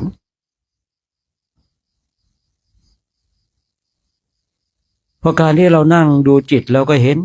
จิตของเราเนี่ยมันปรุงแต่งเราก็รู้แหละณเวลานี้จิตของเราปรุงแต่งมันปรุงแต่งในฝ่ายของกุศลอกุศลอันนี้ขึ้นอยู่ว่าบุคคลนั้นจะเท่าทันมากน้อยขนาดไหนบางทีเรารู้แต่เรายังไม่เท่าทันนะคือการรู้ว่าเราปรุงแต่งเราฟุ้งซ่านแต่เรายังไม่เท่าทันเหมือนกับเราเป็นบุคคลที่ตามเลี้ยงดูความคิดตามเลี้ยงดูการปรุงแต่งมันเลยไม่ดับแต่ถ้าเรารู้เท่าทันปุ๊บเนี่ยมันดับเมื่อนั้นอย่างที่เคยคุยในวันก่อนนู้นเนี่ยกระบวนการของการที่จิตของเรามันดับเนี่ยเราไม่ได้เรียนรู้ในฝ่ายเกิดอย่างเดียวเราต้องเรียนรู้ในการฝ่ายดับด้วย เรียนรู้ทั้งฝ่ายเกิดและฝ่ายดับเข้าใจทั้งในฝ่ายเกิดและในฝ่ายดับนะสิ่งใดเกิดต้องเข้าใจนะสิ่งใดดับเราก็ต้องเข้าใจนะอย่าไปเข้าใจในเรื่องของการสิ่งที่มันเกิดอย่างเดียวเราต้องเข้าใจทั้งสิ่งที่มันดับด้วยส่วนในฝ่ายเกิดเรื่องในฝ่ายดับเราจะต้องเข้าใจนะเมื่อเราเข้าใจแล้วกระบวนการของการฝึกฝนการอบรมเนี่ยมันก็จะเห็นภพชาติของเรามันก็จะสั้นลงไปเพราะเราเห็นการทั้งฝ่ายดับและฝ่ายเกิดในคราวใดที่เห็นจิตของเราดับไม่ว่าจิตของเราที่มันปรุงแต่งในฝ่ายใดก็ตามไม่ว่าจะเป็นฝ่ายกุศลหรืออกุศลนะถ้าเราเห็นการดับโดยในฝ่ายดับภพชาติของเราก็จะดับไปด้วยแต่เราต้องมีความเข้าใจว่าภพชาติของเรามีมากเหลือเกินเนี่ยการที่เราเห็นการดับของจิตของเราเนี่ยมันยังไม่สามารถที่จะตัดกิเลสได้แต่เนี่ยมันสามารถตัดภพชาติได้อย่างสมมติว่าภพชาติของเราเนี่ยเอาสมมติให้เข้าใจง่ายๆสมมติว่าภพชาติของเราเนี่ยมี100 ชาติคือเมื่อเราเห็นการดับของจิตของเราเนี่ยไม่ว่าจะเป็นในฝ่ายของกุศลอกุศลนะเมื่อเราเห็นการดับของจิตเนี่ยมีผู้รู้เนี่ยกล่าวว่าเห็นเช่นนี้ภพชาติของเราหายไป7 ชาติอย่างสมมติว่า100 ชาติเราเห็นการดับของจิตของเราเนี่ยไม่ว่าจะเป็นฝ่ายของกุศลอกุศลนะเห็นครั้งหนึ่งเนี่ยมันหายไป7 ชาติอย่างสมมติว่าพอพูดได้สมมติให้ฟังว่าภพชาติของเรามี100 ชาติเห็นการดับของจิตมันหายไป7 ชาติมันก็เหลือ93 ชาติแต่ภพชาติของคนเรามีมากเหลือเกินณเวลานี้เราไม่รู้หรอกว่าภพชาติของเราเนี่ยที่ต้องมาเวียนว่ายตายเกิดเนี่ยมีมากขนาดไหนนะเราไม่รู้ได้ว่ามันมีภพชาติสำหรับตัวของเราเนี่ยมากน้อยขนาดไหนเมื่อเรารู้เช่นนี้เนี่ยเราฝึกฝนอบรมจิตตภาวนาเนี่ยจิตของเราจดจ่อจดจ้องเห็นในฝ่ายเกิดและดับเมื่อใดเนี่ยภพชาติของเรามันก็หายไป7 ชาติทีนี้การบำเพ็ญเพียรภาวนาเนี่ยถามว่าเรานั่งภาวนากันเนี่ยเราเห็นทุกครั้งไหมอันนี้พูดไม่ได้ว่าเห็นทุกครั้งไหมมันขึ้นอยู่ว่าบุคคลนั้นเนี่ยมีความเพียรเพ่งมากน้อยขนาดไหนถ้าบุคคลหนึ่งบุคคลใดมีการเพียรเพ่งอย่างชัดเจนก็จะเห็นการดับทุกครั้งไปเห็นจิตมันเกิดขึ้นตั้งอยู่ดับไป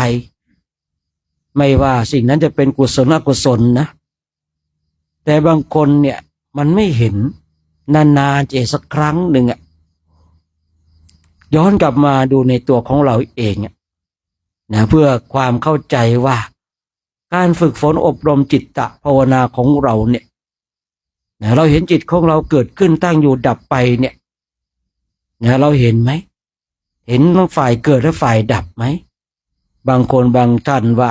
โอ้โหฉันนั่งมาตั้งนานแล้วยังไม่เห็นเลยยังไม่รู้ว่าจิตมันดับอย่างไรเลยภพชาติของเรามันจะตัดได้อย่างไรท่านทั้งหลายคือบางคนบางท่านก็เคยเห็นแต่นานมาแล้วเคยเห็นแต่นานมาแล้วโอ้นานมาแล้วมันจะตัดภพตัดชาติให้มันสูญสิ้นได้อย่างไรตัดครั้งหนึ่งได้7 ชาติอย่างเงี้ย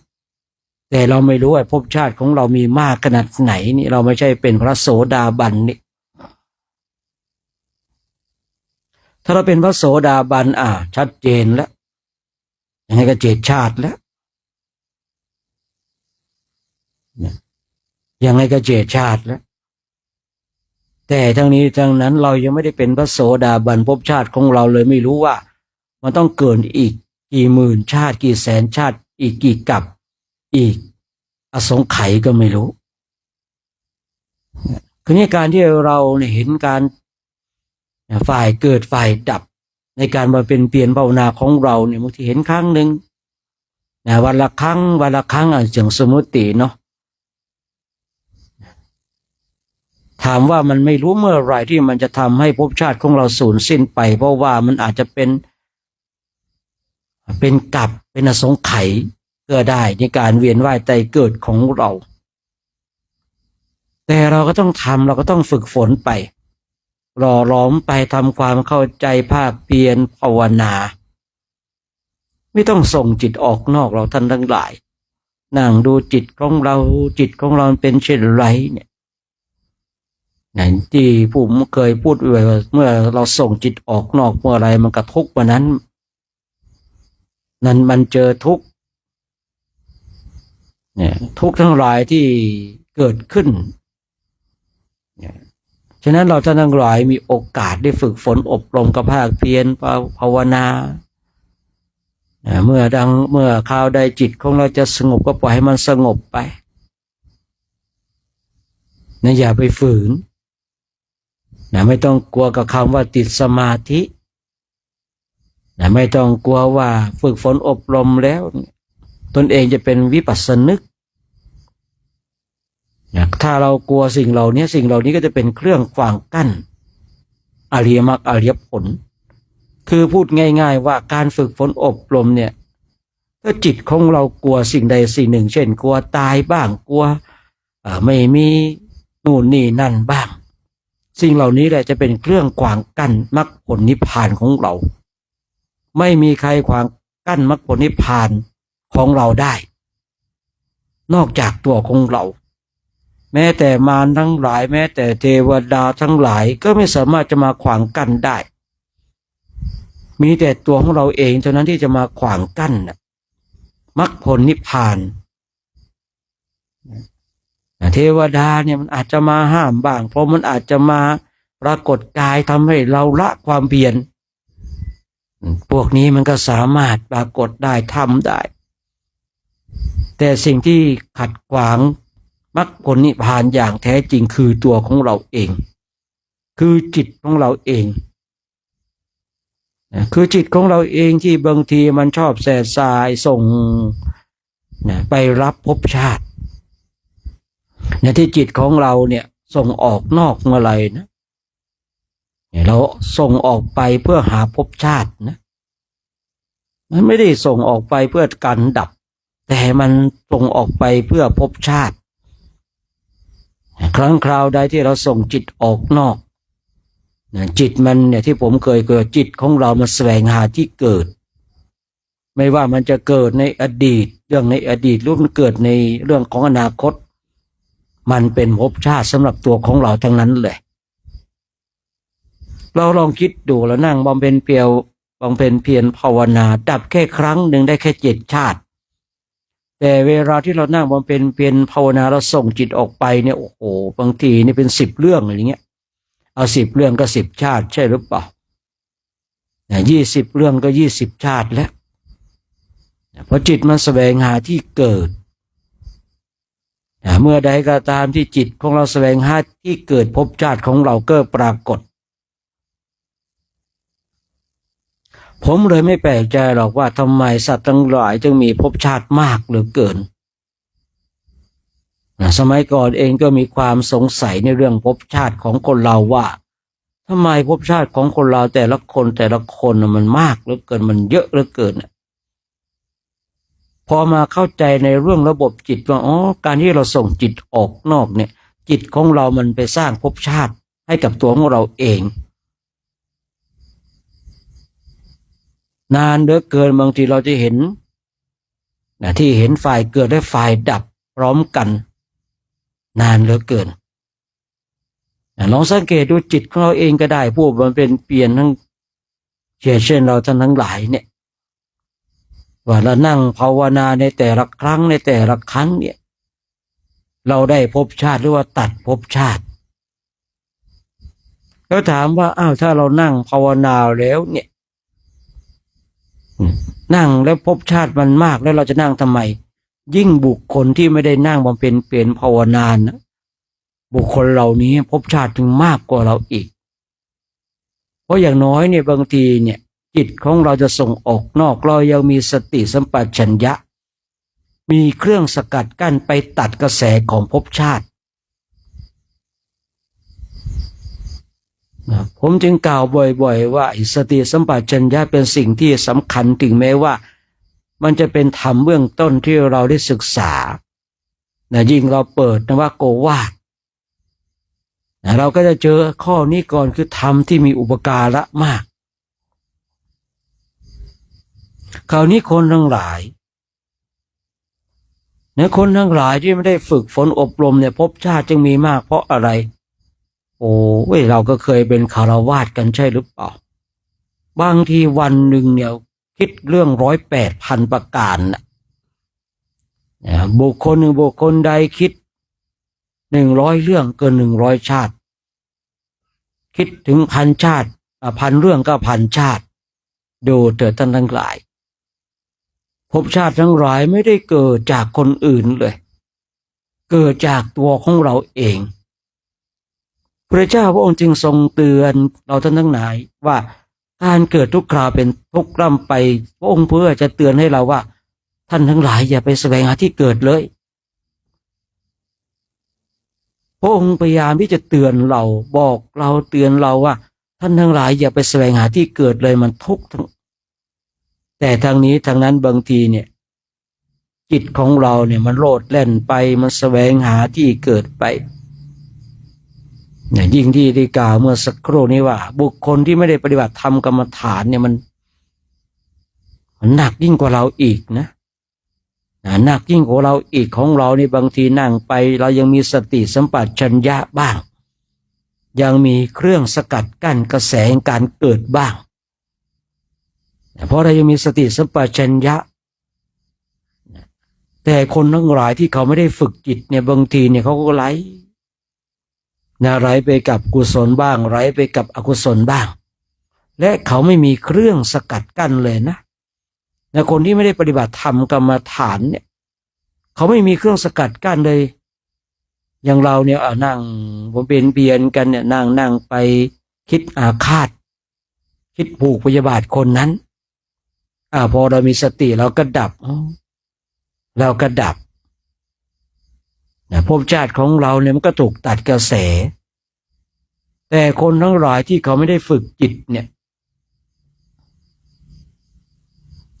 คนทั้งหลายที่ไม่ได้ฝึกจิตเนี่ยเขาโกรธเขาอาฆาตใครเขาก็หมายมั่นปรุงแต่งผูกพยาบาทเต็มร้อยเลยเต็มร้อยเลยภพชาติของบุคคลเหล่านั้นมันจึงยาวออกไปมันจึงมากออกไปคราวนี้ขึ้นอยู่กับตัวของเราท่านทั้งหลายเองว่าเราจะตัดภพชาติหรือว่าเราจะสร้างภพชาติถ้าเราเห็นโทษเห็นภัยในวัฏฏะถ้าเราเห็นโทษเห็นภัยในการเกิดในการแก่ในการเจ็บในการตายเราไม่เอาแล้วพอแล้วภพชาตินี้มันทุกข์เหลือเกินภพชาตินี้มันทรมานเหลือเกินไม่เอาแล้วไม่อยากจะเกิดแล้วแต่บางคนบางท่านเนี่ยสร้างภพชาติของตนเองทำให้ตนเองมีภพชาติมากเหลือเกินผู้พูดเองจึงกล้าพูดว่าภพชาติทั้งหลายเป็นตัวของเราเองที่สร้างและก็เป็นตัวของเราเองที่จะต้องมาดั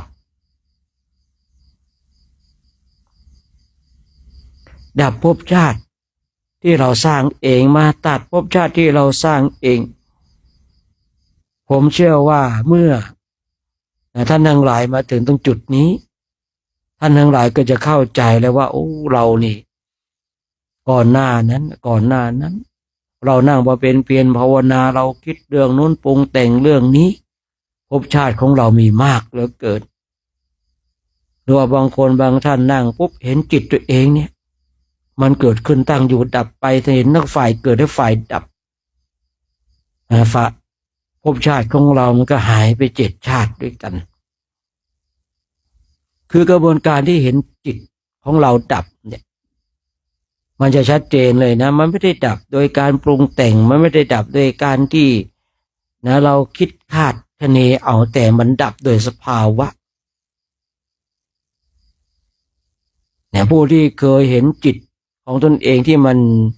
เกิดขึ้นตั้งอยู่และดับไปและเห็นทั้งสามการเนี่ยก็จะเข้าใจว่าจิตมันดับอย่างไรแต่ถ้าบางคนบางท่านเนี่ยฝึกฝนอบรมแล้วยังไม่เคยเจอจะไม่เข้าใจเลยจะไม่เข้าใจอาจจะมีความเคลือบแคลงสงสัยว่าจิตมันดับได้หรือ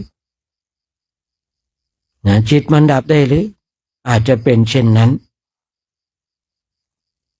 ฉะนั้นในช่วงนี้ก็ให้เรานั่งบำเพ็ญเพียรภาวนากันฝึกฝนอบรมเตือนสติตัวเองบ่อยๆย้ำเตือนว่าภพชาติทั้งหลายเราเป็นผู้ที่สร้างเองเราก็ต้องมาตัดเองในการนั่งของเราแต่ละครั้งถ้าเราไม่สามารถที่จะเข้าไปตัดภพชาติได้เราก็อย่าสร้างภพชาติให้มันมากยิ่งขึ้นไปเดี๋ยวผู้พูดเองจะยุติการใช้เสียงสักระยะหนึ่งเพื่อให้เราท่านทั้งหลายได้นั่งบำเพ็ญเพียรภาวนาจนกว่าจะได้เวลาในการแผ่เมตตานะ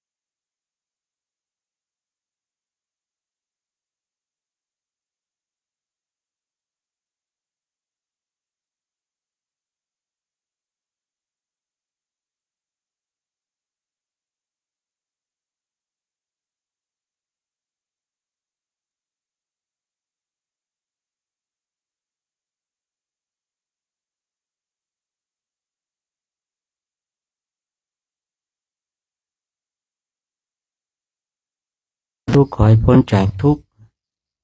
นะสัตว์ใดที่มีความสุขขอให้สุขยิ่งขึ้นไปนะ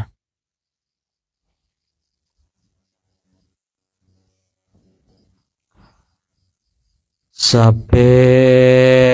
สัตตาอาเวราโหนตุขอสรรพสัตว์ทั้งหลายทั้งปวงที่เป็นเพื่อนทุกข์เกิดแก่เจ็บตายด้วยการทั้งหมดทั้งสิ้นจงเป็นสุขเถิดอย่าได้มีเวรต่อกันและกันเลย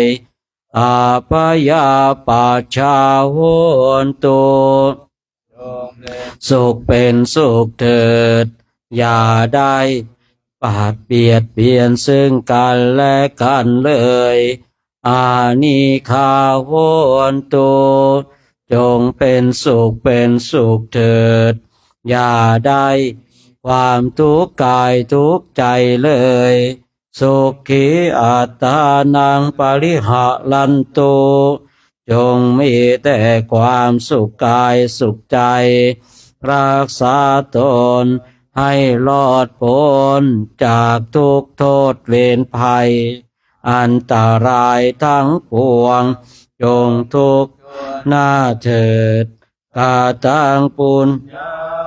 ลังไมหังสัพเพภาคีภวันตุเตขอสัพพสัตว์ทั้งหลายทั้งปวงเหล่านั้นจงเป็นผู้มีส่วนได้เสวยผลบุญที่ข้าพระเจ้าทั้งหลายได้บำเพ็ญแล้วนี้เถิดสาธุอนุโมทนาในช่วงวันนี้นะทั้งคณะพระสุสงฆ์องค์สมณเณรแล้วก็แม่ชีอุบาสกอุบาสิกานะช่วงนี้ก็เป็นช่วงของน้ำปานะเนาะส่งตัวแทนมานะน้ำปานะอยู่ตรงนี้เนี่ยอยู่ของท่านปิยวัฒน์เนี่ยนะส่งตัวแทนมานะส่งตัวแทนเติมน้ำเติมไฟนะเติมน้ำเติมไฟไฟไม่ต้องเติมก็ได้เนาะเติมแต่น้ำนะเติมไฟเดี๋ยวก็เป็นเรื่องอีกเนาะเราเติมพลังกันนะพลังทางกายพลังทางใจนะกายของเราก็ต้องการพลังเนาะใจของเราก็ต้องการพลังเหมือนกันเนี่ยวันนี้ก็ต้องโมทนาเนาะกับครอบครัวคุณโยมแม่มารสีเนาะนามสกุลอะไรเขาเขียนก็วัดเกินแล้วเกินนะเนาะหัวหน้าราชเหรอหัวหน้าราชนะโยมแม่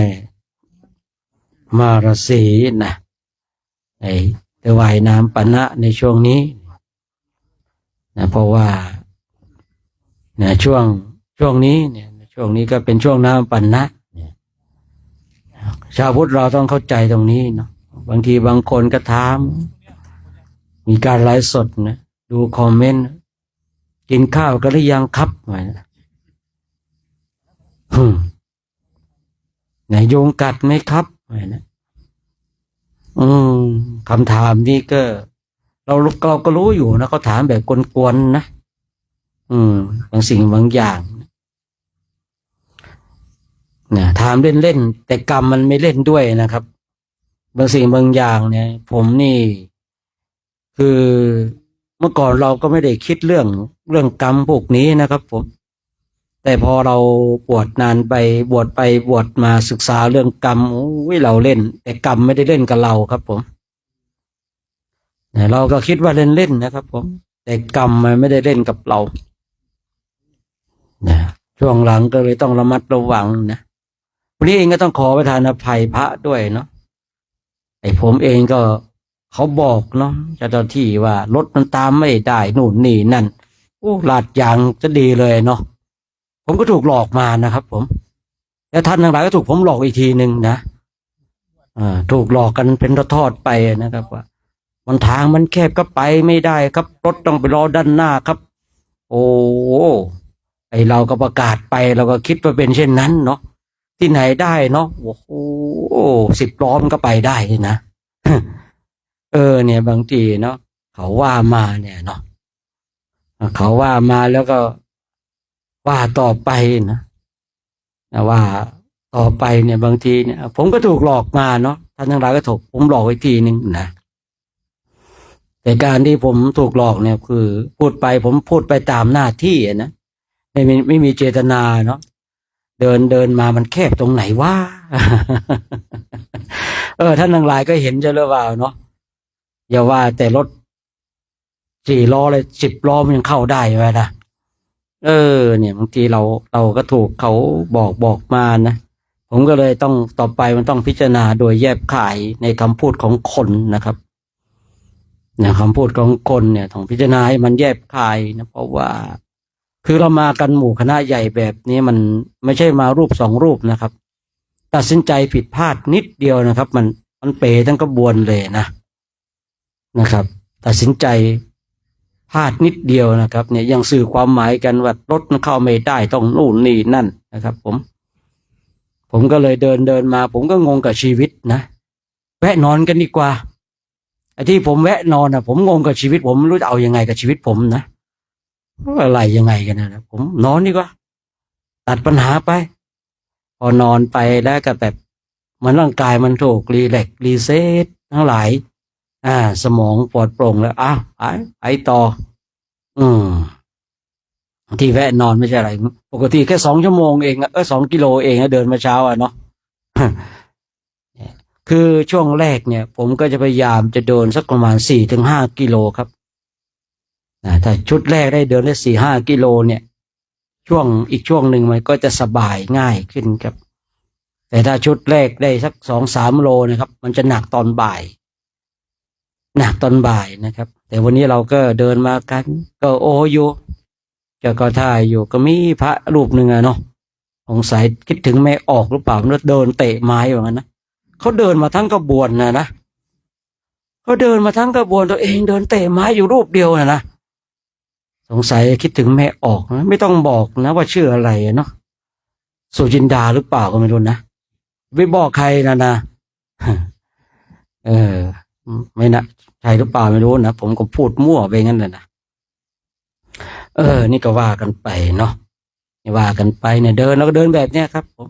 ดีแล้วถูกใจนะเดินเป็นทองเป็นแถวมีความแบบเป็นระเบียบเรียบร้อยเนี่ยเดินแบบเนี้ยคือถ้าเดินแบบนี้เดินสร้างศรัทธาครับนะเดินสร้างศรัทธาใครเห็นเขาก็ดีใจนะใครเห็นเขาก็ศรัทธาเป็นการประกาศศาสนาอย่างแท้จริงนะจะไปปล้นไหนไปปล้นตรงไหนก็ละท่านเนี่ยเป็นการเดินทำลายศรัทธาเนี่ยทำลายศรัทธาก็สร้างศรัทธาเราไม่ต้องไปคุยอะไรมากเราบางทีท่านทั้งหลายเนี่ยเดินไปเหมือนกับพระอัสสชิมีอาการที่สงบนะอุปาทิสะเห็นเนี่ยต้องเป็นพระอรหันต์แน่นอนนะมีความเริ่มใสศรัทธานั้นแค่เห็นอาการเดินเนี่ยนะครับแล้วเราเนี่ยมาเดินไปกำหนดไปคือต้องระลึกอย่างหนึ่งว่าใครจะศรัทธาหรือไม่ศรัทธานั้นมันเรื่องของเขาเนาะแต่เรื่องของเราต้องอยู่ในกรอบอย่างที่เราท่านทั้งหลายมาเดินกันมาวันนี้ถูกใจนะครับผมถูกใจเดินดีเห็นแล้วคือขนาดผมเห็นนะผมดูนะตอนที่ไรเนาะผมดูพระเดินกันเป็นแถวสวยเป็นระแบบคือช่องไฟในการเดินมันก็ครับผม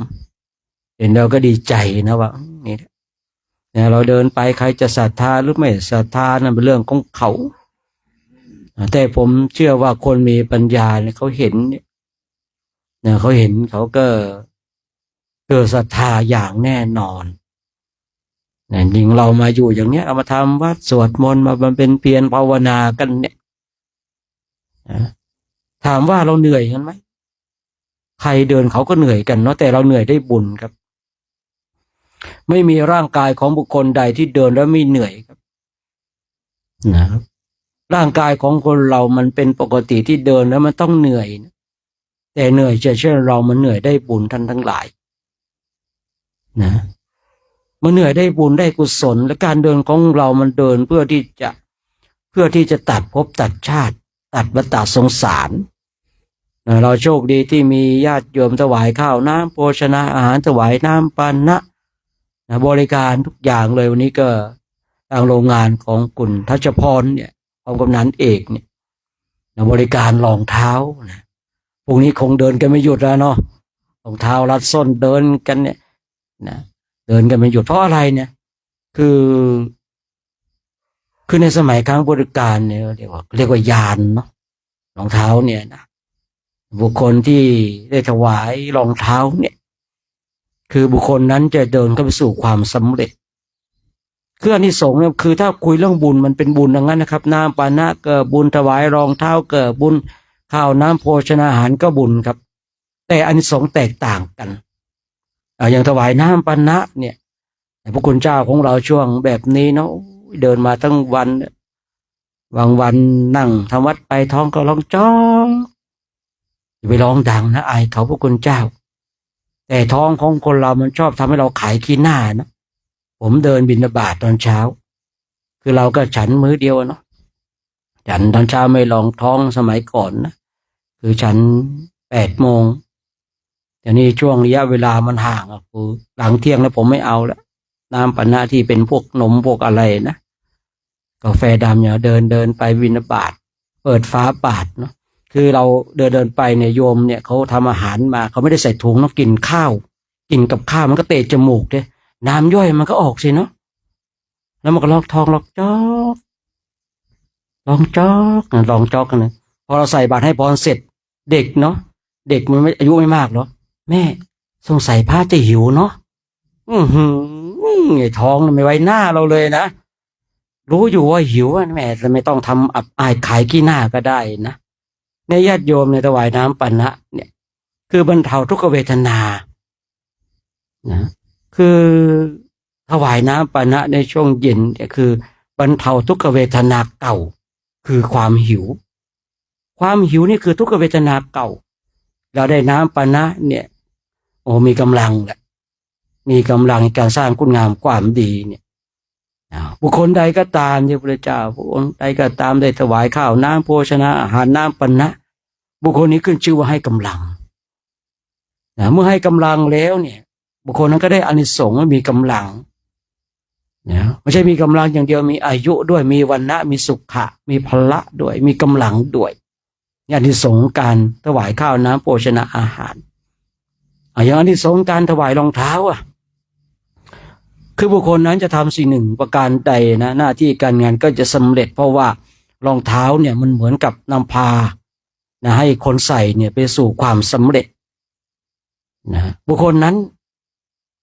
ถ้าเกิดในยุคที่อย่างยุคปัจจุบันเนี่ยคือมองออกได้ชัดเจนเลยบุคคลที่มีรถยนต์กับบุคคลที่ไม่มีรถยนต์คือถ้าเกิดในช่วงที่มีรถยนต์ในอานิสงส์การถวายรองเท้าก็จะทำให้คนในปัจจุบันเนี่ยมีรถยนต์แต่ถ้าวันนี้เกิดในช่วงที่ไม่มีรถยนต์ก็จะมีเครื่องนำพาเป็นยานพาหนะพาไปนี่คืออานิสงส์นี่คืออานิสงส์เนี่ยคือทุกสิ่งทุกอย่างที่เราทำอยู่ในขอบเขตของพุทธศาสนามันหมายถึงบุญรวมถึงบุญแต่ถ้าเราแยกอานิสงส์ก็จะมีอานิสงส์ที่แตกต่างกันออกไปฉะนั้นวันนี้ก็ต้องขออนุโมทนาเนาะกับครอบครัวโยมแม่มารสีเนาะแล้วก็ทางครอบครัวทางโรงงานของคุณทัชพรของกับนันเอกแล้วก็ญาติโยมทุกคนทุกท่านเนาะเรื่องนี้ก็ท่านพระครูก็ถวายน้ำปานะมาด้วยเนาะวันนี้นะกลัวจะน้อยหน้ากลัวเดินมาแล้วไม่มีใครถวายน้ำตัวเองถวายก่อนก็แล้วกันนะกลัวจะน้อยหน้ากลุ่ม3นะก็กลุ่ม2นะก็อนุโมทนาสาธุการเนาะกับคณะสัตยาญาติโยมทุกคนทุกท่านที่เอ่ยรายชื่อรายนามไปก็ดีที่ไม่ได้เอ่ยรายชื่อรายนามไปก็ดีระลึกได้ว่าเป็นส่วนหนึ่งของโครงการนี้ได้มีส่วนร่วมบุญกุศลในโครงการจาริกธรรมตามรอยบาทพระศาสดานี้อาตมาภาพด้วยผมเองในนามตัวแทนสงฆ์ก็ขออ้างอิง คุณพระศรีพระรัตนตรัยเนาะจงปกปักรักษาให้ท่านเจ้าภาพทุกคนทุกท่านจงมีความสุขมีความสงบมีความร่มเย็นคิดสิ่งประการใดที่เป็นไปโดยชอบประกอบในธรรมแล้วก็ขอให้สิ่งนั้นจงสำเร็จจงสำเร็จจงสำเร็จด้วยเธอเดี๋ยวเราร่วมกันให้พรเนาะสัพพโลกาวินิโมโตสาภาสันภาวะจิตโตสัพพเวลามติกันโตเนียพุตโตจตุวังภวสัพพิติโยวิวัชชันตุสัพพะโลกโควินาศตุมาเตภวัตวันตารายโยสุขิธิคายุโกภวะอภิวาทนาสิริสานิจาวุฒาปัจจายโนตารโรธรรมาวาทาติอายุวันโนสุขังภาลังโชคดีเนาะเดี๋ยวเรากราบพระพร้อมกันเนาะเดี๋ยวเลิกดึกเดี๋ยวโยมจะกลับบ้านดึกเดี๋ยวพวกนี้ไม่มีแรงตื่นทำกับข้าวถวายพระนะที่เลิกไวนี่ไม่ใช่อะไรหรอกนะคุกเข่าขึ้นเนาะ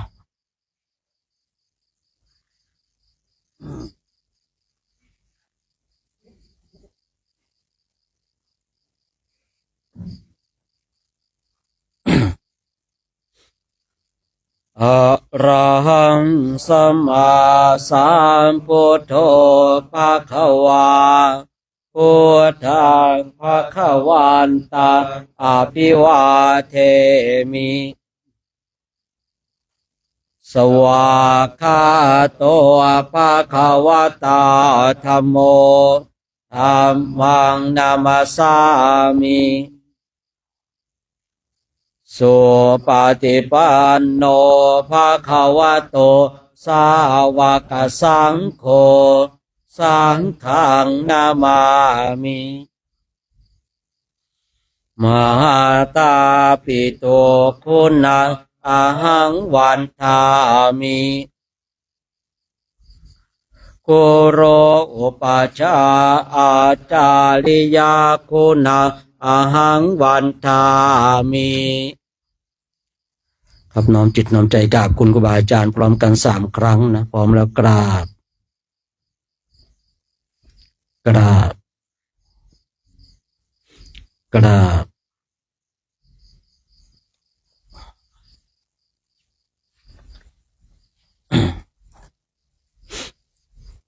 พระภิกษุสงฆ์น้อมจิตน้อมใจกันกราบพระอาจารย์โชคชัยอีก3 ครั้งพร้อมกันแล้วครับสาธุนะกราบสาธุกราบสาธุสามเณรแม่ชีโยมพร้อมแล้วกราบกราบกราบสาธุเด้อญาติโยมเด้อนะโมทนาบุญเนาะครับนิมนต์ครับผมนิมนต์นะนิมนต์พระคุณเจ้าของเราไปที่ชอบกันนะไอ้เถอะชอบในเต็นท์ก็แล้วกันนะนิมนต์นะครับ